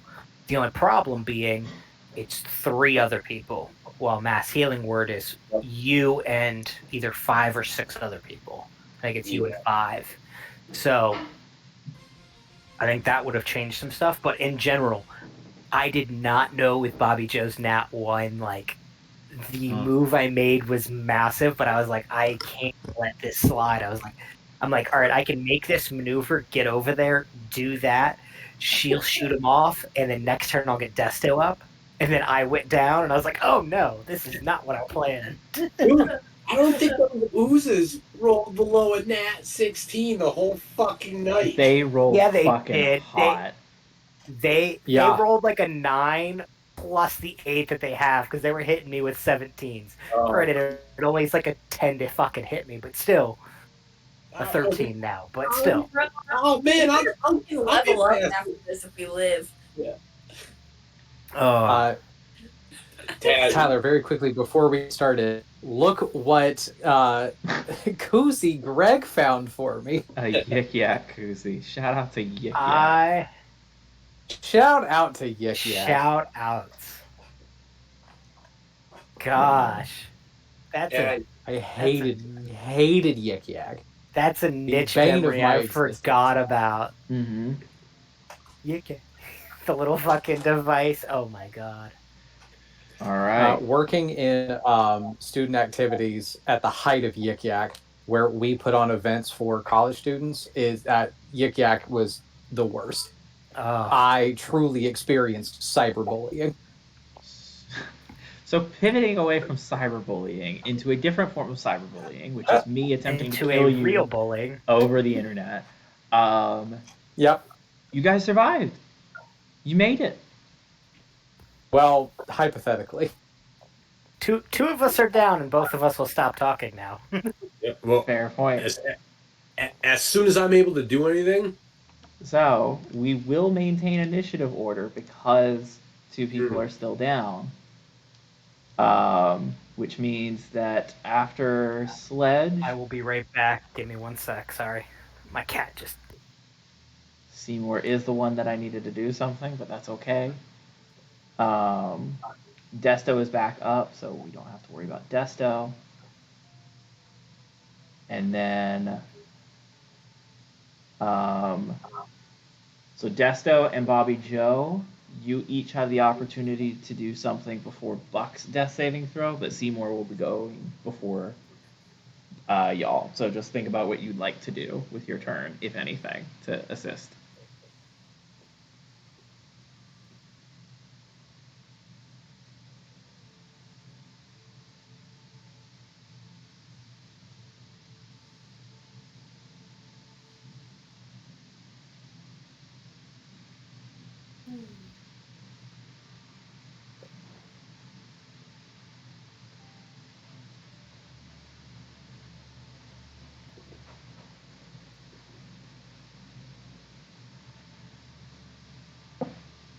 Oh shit, I'm moving people.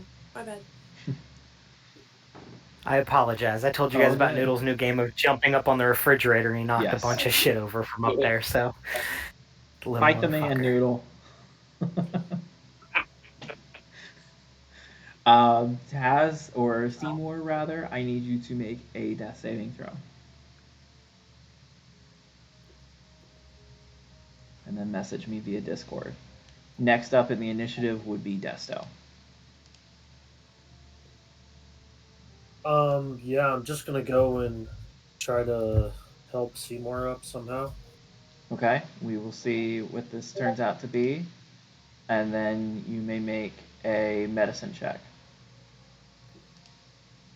I believe it is DC 15 to stabilize.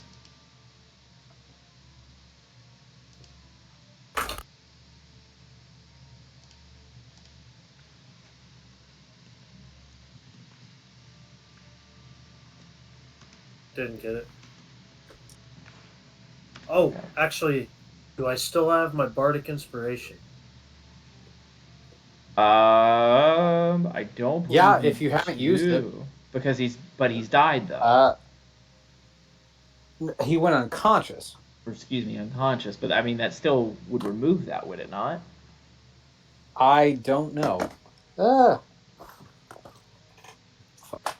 Lots of things falling. As a bonus action, a creature other than you within 60 feet that can hear you gains an inspiration dice for 10 minutes. The creature can add it to one ability check, attack roll, or saving throw, but this can be added after seeing the roll but before knowing the outcome. That's all it says. Yeah, because it doesn't specify that Okay. it's gone on them going unconscious, because technically being unconscious is a condition. Okay. He still has it as long as he's not dead. The other important thing is that I was wrong on the DC 15. It is actually a DC 10. So does that change your success? Oh yeah. Okay. So I got it. So Seymour is stabilized. We're not back up, but you are stabilized. All right. So that is your action to make the medicine check. Is there anything else you would like to do with your turn? No, that's gonna be my turn. Okay. Bobby Joe, is there anything that you would like to do with your turn? I think I can do anything. So no, I guess Okay.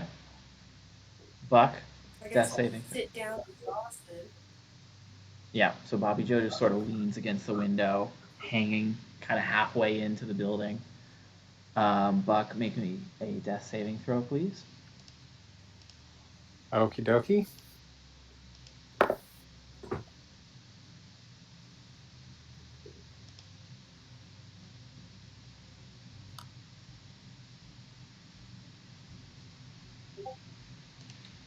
Okay. That's my turn. And that is your turn. And then we will move to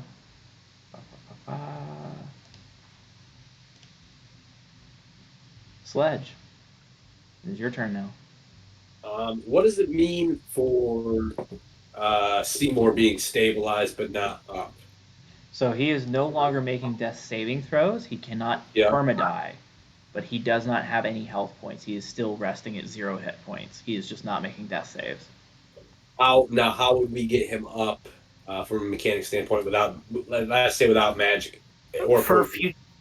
Oh, I was gonna say you're just gonna have to give me enough time for a long rest to come back. Your Gotcha. options are Okay. either long or short rest, health potion, or magic healing. All right. This will be changed in 1D, where when you stabilize a creature, they gain, like, they will have 1 hit point, but will just be unconscious. Interesting. I 'Cause don't know there's how I feel about that. There's I this would have to weird. consider it. It's basically because, like, stabilized, you're in this weird ephemeral condition of, like, oh, you're not dead, but you're not alive, like this weird thing. So You're they're in a like, coma. hey, we're cutting through all that. Yeah, you're in You a coma. are- It's weird. Yeah. Um, So So Alright, one Sledge, hit it's your point, but you're turn. unconscious. so if that is in this, even if this is the wrong choice, if that is what's going to happen, I don't want to carry a vegetative state thing. We still got to get Buck up. I'm going to use Healing Word on Seymour and tell him to, hey man, can you hurry up and actually, I lied. Yeah, Healing Word on Seymour, and then I'm going to run up and use my action to grab the potion for that's on Buck's person to try to feed him. Yeah. I have a greater healing potion on my belt. Okay. So Buck, you go ahead and roll the dice for Sledge, you roll the dice for the healing word. Buck rolls the dice for the greater healing potion. We'll Gotcha. do it that way. You got 5 HP now there, Seymour.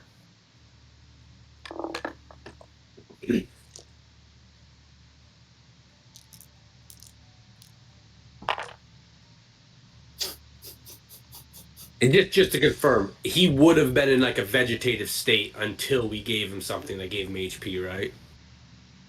So okay, all right. So I don't feel bad about doing that.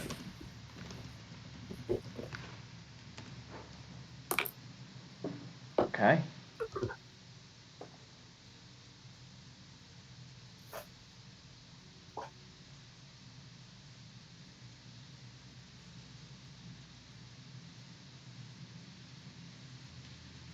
So you are all up.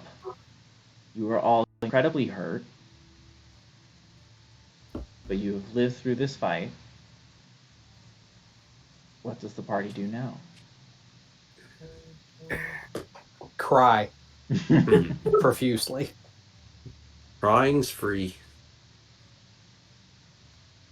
Oof. I will also paint the picture that both the spiritual weapon and the spirit guardians, assuming Sledge is okay with this, fade out of this room. Yeah. My true sight is gone as well. Yeah. Do you have any cookies on your person? Yes. There is, like, I do have. I'm just kind of laying there like spread eagle, but there is a small bag of my mom's ginger snaps in my bag. I would like kind of- to, as I wake up, just kind of like lean up and be like, "Is everybody okay?" And I hear the cookies question, and be like, "I got you." And I use Mage Hand to reach out to Buck, and then float the cookies all the way over to Bobby Joe. So as like I picture Buck leaning up against like the rail of the steps right there, just like sitting himself up.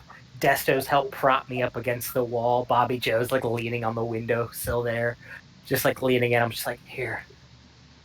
And I like give her, she grabs a cookie out, I bring it over, I grab one and give one to Desto. And 100%. I like pull the bag to Sledge to see if he wants one. And then he passes, and I like Mage Hand the hand back over to Buck, and I just go, "The fuck was that, guys?" I thought we would at least be able to talk to this guy who some people talks with the dragons, but good lord, he was half dragon with that pill, and there's something fucked up about all this, right? Like something smells fishy. And it's not just the dead bodies. Olutulu talked about just trying to make strong connections, but I'm not going to say this guy wasn't strong, because he was, but I don't think this was the right connection, right? I don't know. That's Buck. Does this seem? Would this be something Yukalu would support? Who? I don't know. I can't We're just pronounce it. playing a game of telephone with this guy's name. Yeah. Yeah. Allude to you. Allude to you. Hello to you as well. I thought there was another L in there. I apologize. No, you're good. Loop-de-loop. Yeah, Loop-de-loop. AJ was one syllable away from ukulele, so Yeah, that's I'm a here good. That's a for good it. place to stop it. We don't need Baba lasagna in this one. I love Baba lasagna. Baba Ganoush. Rab has always been a coward. He always hid behind bluster, but any kind of you exert any kind of pressure, he would buckle. He was cunning, but he didn't have any kind of this is much bigger than he is. From what little I know about the Lutilu, this might be something that he would do. And I think that this fits within his wheelhouse of trying to make the goblins a force of a weapon of war, a force of nature kind of thing. But this is bigger than just these. I initially, well, he said the goblins were a mistake, right? So maybe this is him trying. Buck chokes on blood. Maybe this is him trying to correct that mistake and turn him into something more than just. Which I had mixed feelings about him. There were some things I could get on board with, but if this is the route he's taken, I feel like there's a clear line in the sand now. Seymour pauses for a moment as the words that Buck said resonates with him. With he's cunning and hides behind other things, and Seymour takes a moment of self-inflection and kind of takes that as there's a subtle jab that's not intended that, hey, that's what Seymour has done most of his life is he will bend at certain points just to get by, but he's smart enough to know how to survive. After he takes that moment, he goes and says, Alutio was sealed long before this process was started. These guys didn't do this in 3 days. This has been a long time coming. But couldn't he manipulate stuff? Not if he was sealed away, if nobody knew his name and he was a god that didn't exist in New Ammolia. He woke up, felt the feelings and thoughts of the goblins that he once created, learned all of this, exposed the information to us, and went from there. He had no control over any of this. This was not his doing. I bring up him to bring the idea that he knew Rab was working with, for, in conjunction, in lieu with, however we want to put it, dragons and Rab were in cahoots. He had nothing to do with it. But the fact that Rab and I kind of point to the other two guys, his minions were gaining power and trying to either become dragons or gain their power, just goes to show that he has more connection with dragons than anybody we've seen so far. Besides maybe this other cult that exists, but I believe this cult somehow finds its way back to Rab somehow. I think they're all connected. And Lutilu, I don't think was directly involved, but that's not to say he doesn't profit from this kind of thing. I would say the fact that as long as one person knows his name, he's profiting in general. And while we may not like him, I absolutely believe he's an ally right now. Because all he wants is to not be trapped again. I may be wrong, but that's just what I believe. And goblins, giants, orcs, whoever he has ever touched or striked fear in, by having his name known, he gains power. And that's his end goal, is to be known and to be feared. Because that's what makes him strong. But he knows that if we don't know him, nobody else does.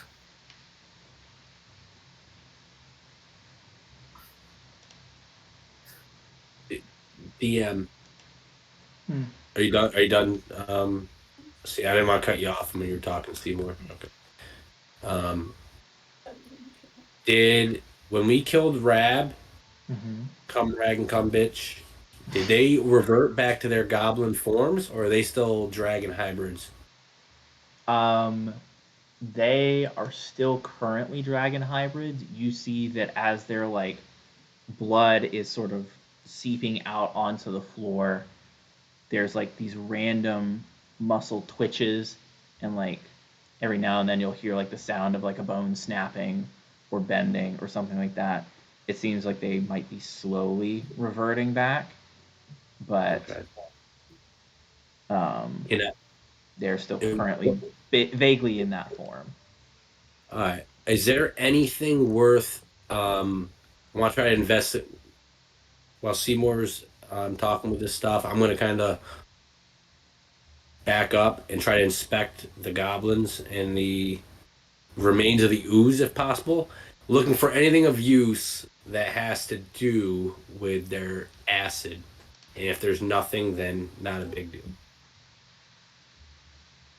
If I Okay. can caveat and kind of piggyback on that, I finish my speech, I look around and I see Sledge looking and digging through the dragon goblin combos. And I look kind of like, everybody, there's dark, evil stuff here. Answers are somewhere. We just need to find them. Spread out. Let's see what we can find, because this is not good for the future of Ammolia. I agree with that. However, I need a nap. As she says, I need a nap, I kind of stand up, I look over at her, and as another first level spell, I will cast Healing Word to her. Okay. We all get And I will add 7 HP to the number that she has. oops. But as I say that, my healing word is persevere. Hmm. I And as stand up. I Oh, say sorry. these words and I go, Bobby Joe, I know it's tough, but in times like this, we need to persevere, because we need answers. And it's our job to do this.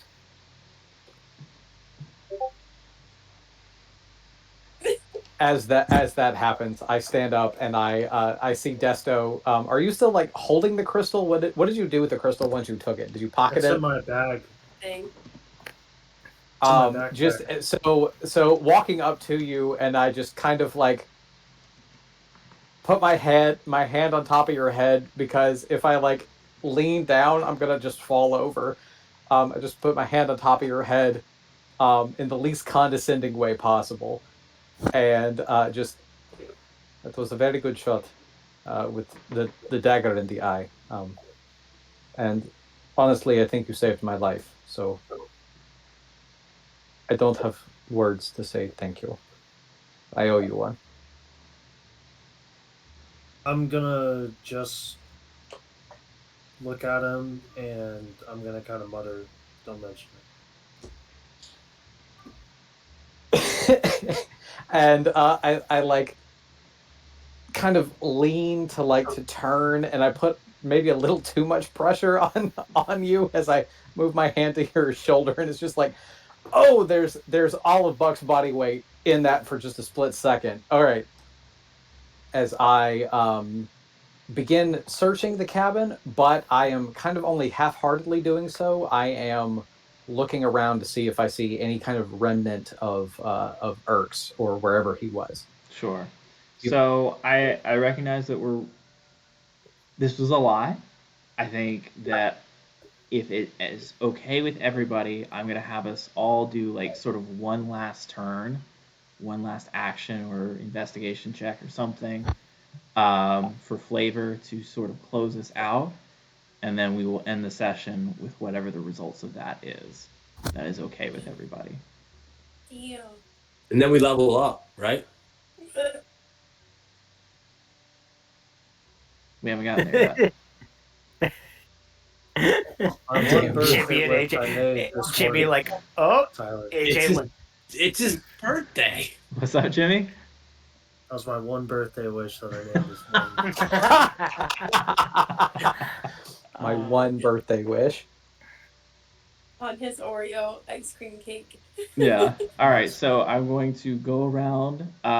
Sledge, what is the one thing that you would like to do, like the one last action for the night?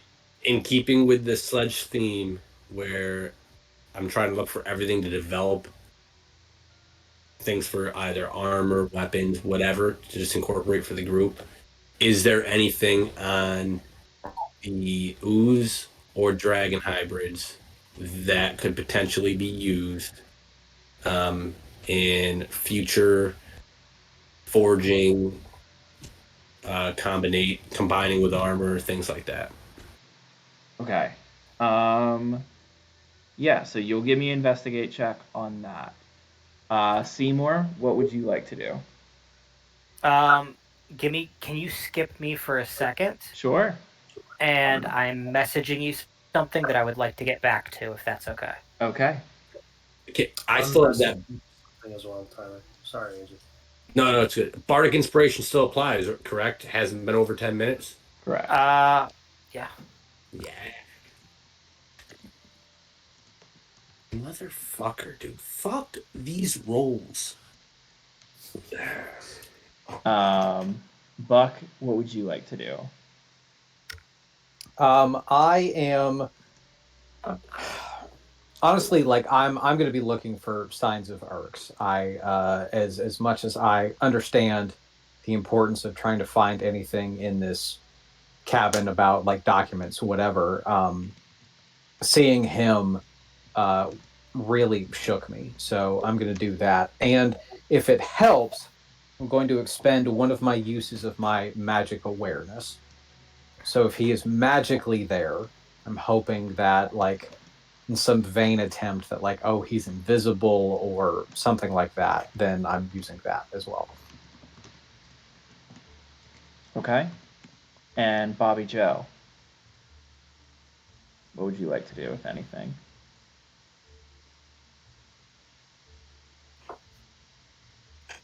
Honestly, I think I might just like scoot through the window because I'm assuming I'm still outside, right? You're like hanging on the windowsill, basically. Okay, I'm just gonna like flop and tuck and roll through the window. Okay. And make my way over to Desto and like kind of snuggle in with my buddy and share the cookies. Okay. But yeah, I don't have much strength for much else, so. Okay. Are we all doing perception checks still? Or If you would like to do a general perception to look around the room as you snuggle, I will allow that. I thought for some reason we were doing or did you say investigation check?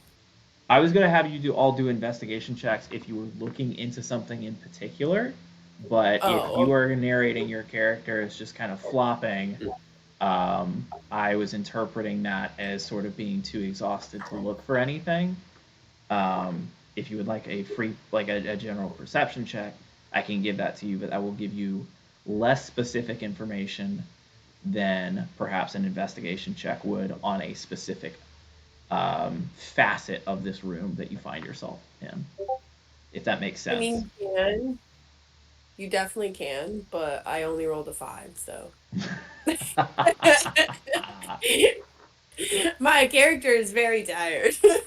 Okay.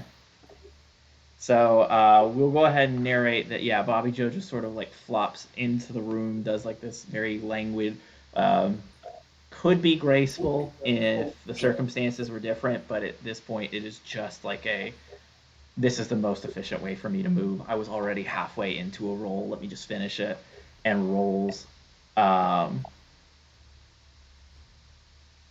into Desto, who sort of cradles her and puts her on his shoulder for a bit. And as she sort of looks around the room, doesn't really see anything of interest that hasn't already been described, and whether it is the exhaustion of battle or a narcolepsy attack, I think at this point it is indeterminate which is the root cause, probably both at the same time, but Bobby Joe just sort of passes out. So, I think what I'm going to do next is go to Buck and see what. So you were using magic awareness for like the remnants of Urks? Yep. Okay, so that's just like a free detect magic, correct? It is, but it's not as powerful as detect magic. Presence of concentrated magic until the end of your next turn. You know the location of any spell or magic item within 60 feet. So, in looking, I would find any like spell detection or any magic items in the room, as long as it's not behind total cover. Sure. Okay, so with your magic awareness, you sense some minor magic from the glass bottles, sort of the potions that are along the wall. You sense stronger magic coming from the crystal that is now taking up the majority of Desto's backpack. And while you do not any longer sense the presence of Urks, you hear a voice in your head. Good job, Buck. I can rest easy now. And perhaps this is not the last time we speak.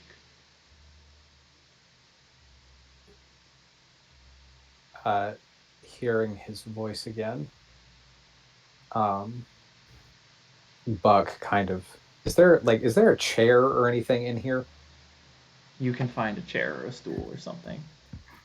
Okay. Buck kind of like stumbles into a chair and just kind of like sits and is just, Sit on the edge of the table here. yeah, just kind of like processing everything. Like kind of points out where like these potions or something, and just kind of then just sits down and doesn't quite go catatonic, but is gonna clearly like needs a minute. We'll say the last thing that Buck experiences for this session is the unison voices of Urks and Shoyobasan saying, "We're proud of you, Buck."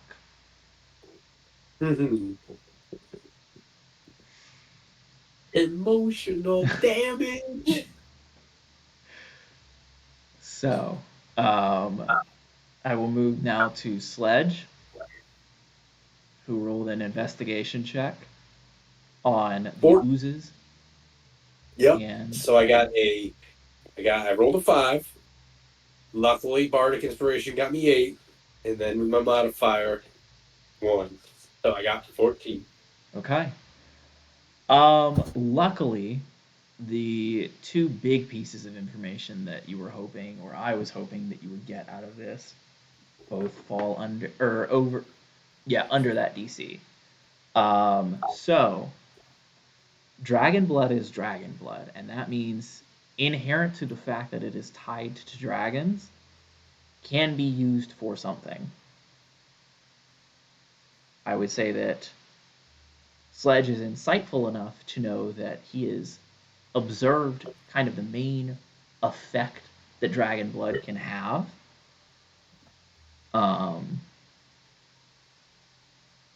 So, if you would like to learn more about it, it would take greater study or perhaps more research. But you would at least know enough to know that this can be used for something, even though it is like no longer a living ooze. I would also say that on a 14, that you go through sort of the things, the like ripped and tattered clothes and like backpack straps that have been snapped of the twins and Rab. And while you don't find much that's interesting in those bags, you do find one interesting thing. Those little pills that they were popping were pieces of dragon flesh. Dun, dun, dun. Is it just by itself dragon flesh, or did they do stuff to it to make it have this effect, or what? No, it seems as though, at least on a 14, you just see like it's almost like bits of dragon flesh jerky that they have in their packs. In Sledge's head, and it's like, we can take bites out of dragons and become dragons. Crazy. So down. All right. With that, I am going to hop over to Desto.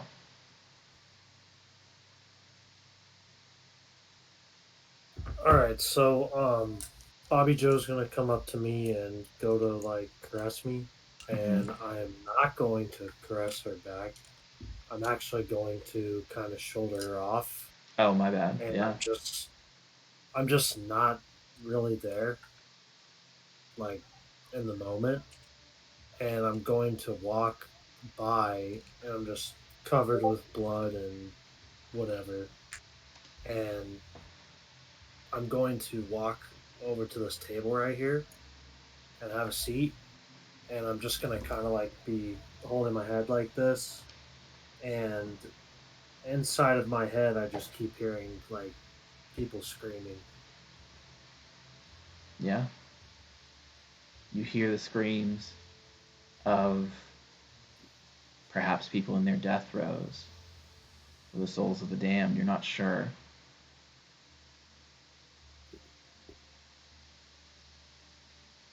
You hear one more thing. You're pretty sure you heard it, but a few moments ago when you were on your own death, in your own death throes, rather. Um, you hear the familiar voice. Desto, you keep tempting me. When will you finally return?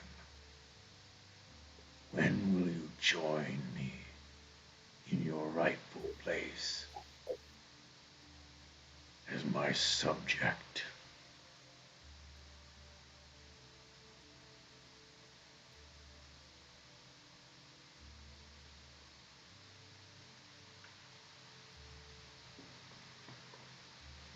So I'm just gonna keep sitting there, holding my head, and I'm just like grasping all the feathers on the top of my head, face down to the table, and yeah, I'm just completely out of it right now. Yeah. Words. We'll say that the voice says one more thing.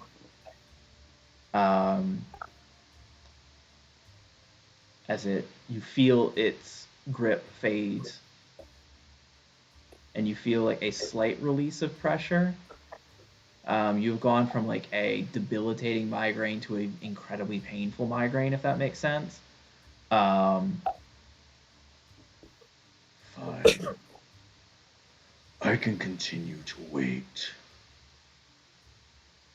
but I will get what's mine. And then the voice fades. And then finally for this evening, Seymour, will you give me an investigation check?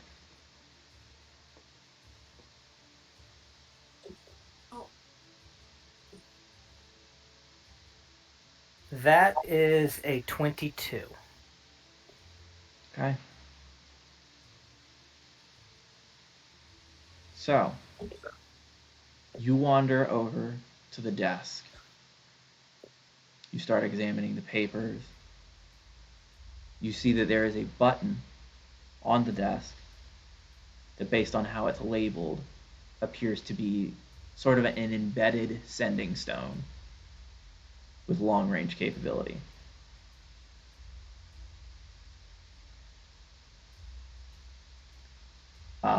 We can go over the papers and their contents at another time, but these do have information generally about the experiments that were being done here upon wayward travelers, one or two of the old goblins, that this group was able to sort of steal away before they had been properly cremated and buried. And the only reason that they got as far as they did in understanding the dragon flesh was by experimenting on live mortal beings. You also understand that this is not of their own volition. This was a directive given from somebody above them.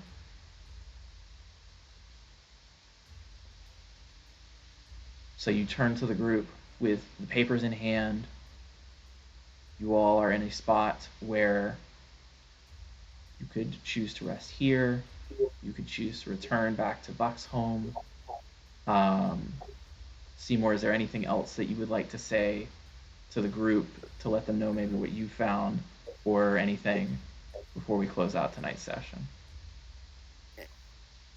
Absolutely. So I'll grab the papers, and as everybody else is doing their things, I'll kind of scan through the papers and be like, okay, and just kind of like skim and gain some pertinent information, and I'll start to walk towards the center of the room, and as everybody's doing their thing, I'll be like, guys, there's some answers to questions we have in this paperwork. Goblins, dragons, and all of it together. But while these are answers we need now, there's something I need to tell all of you. Some of you know this and some of you don't. But I have been lying to you. Oh, fuck. I'm not exactly who I say I am, but I'm also not far off from that. As I kind of gain everybody's attention, and I wait till everybody's eyes are on me. Buck and now Bobby Joe will begin to recognize the form that I take. As you see Seymour start to transform in front of you guys. He is no longer a tall, thin half-elf with good looks and a vibrato about him.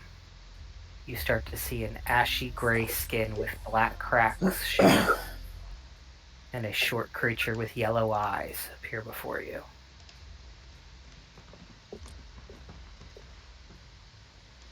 I can be whoever we need to be. But the scary part is, as I look at this, I don't know who I need to be anymore. But what I do know is I need to tell all of you a little bit about me. I can change into whoever and whatever I want to be. But right now, I don't know who I should be anymore. And as Seymour says this, he goes from being that dark gray skin back to the Seymour you guys all know.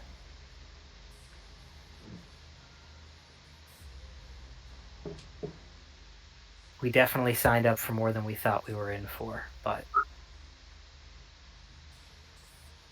every single one of you has done something to try to save my life. And I owe you guys a level of honesty that I've only given a few people in my life.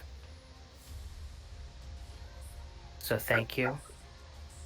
And more importantly, I'm sorry.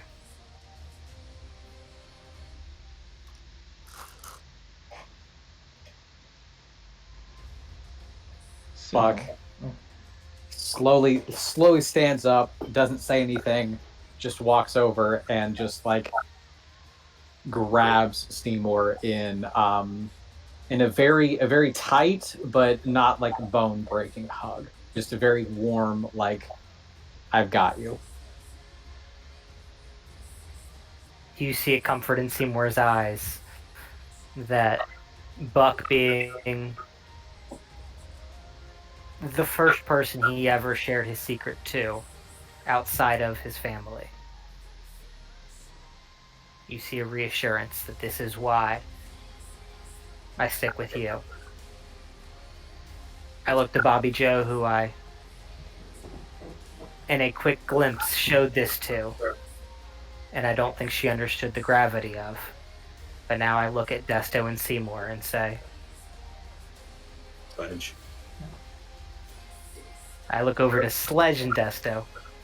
That's the alcohol kicking in.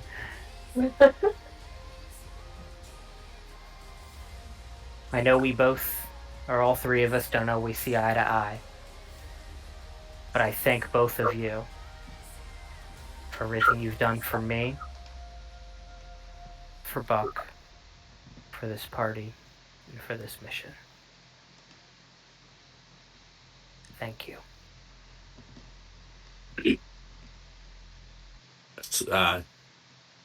Sledge is kind of hurt because he always wears emotions on his sleeves and is very honest with everybody. And I thought we were all honest with each other, so it kind of caught him by surprise. Yeah. A little hurt, but being shell shocked right now with the pounding that we basically all just took. I'm just gonna walk up, not really know how to express myself, and just for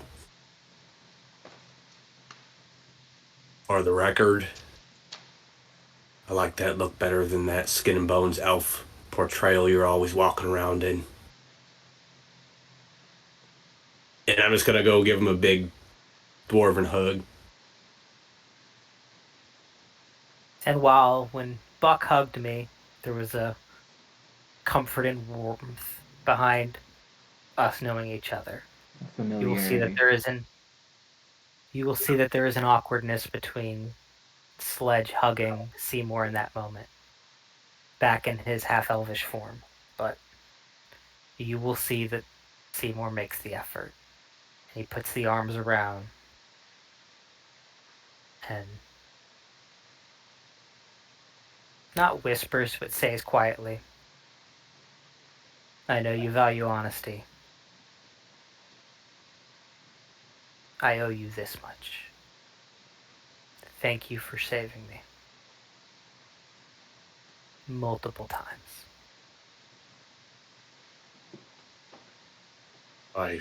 Who's counting?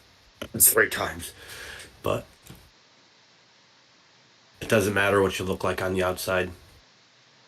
Just how you act on the inside.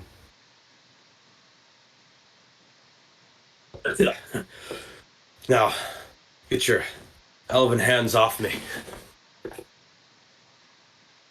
And we'll take a step back and let Desto do his thing. I'm going to the whole time that when he first changes and stuff, Mhm. I'm gonna look up from the table, and my first thought is that I'm hallucinating Mhm. and something's playing tricks with me. So at first I'm like not really taking it serious in my head, and Mhm. then I finally come to the realization that no, this really just happened, and I kind of just look at Seymour and realize that he's really not as perfect as I thought, and he has problems too. Ooh. And I'm Ooh. gonna kind of my eyes are gonna kind of well up a little bit, and I'm just gonna look at him from across at the table and just nod, like it's okay.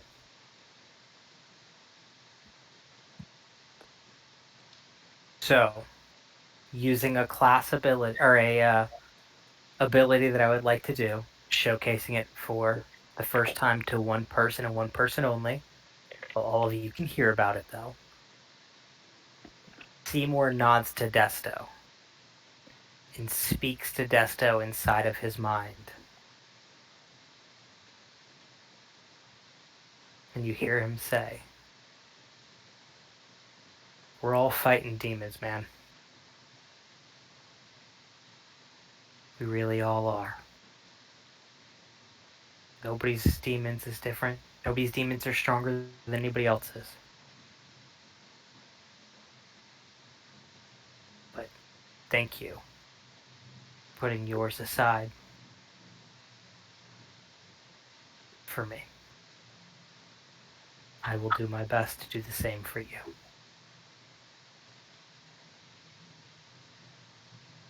I'm gonna just keep looking at him while this happens, and I'm gonna kind of get that like realization that he's doing it. It's not like something I'm just hearing in my head, Mhm. and um, I'm just gonna keep looking at him and slightly nod my head and just put my head back down.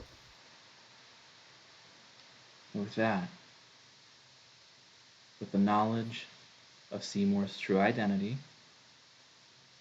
with the words echoing in Desto's head, but hanging unspoken over the party that they're all wrestling with their own demons in different forms, in different places, but all wrestling still the same, standing amongst the wreckage of this mad scientist lair. That is where we will end tonight's session. Boo boo. I will say that while it will take a long rest to kick in, I am not giving you anything in the meantime that will prevent that. So if you would like to go ahead and have your level up, Yes. everyone levels up.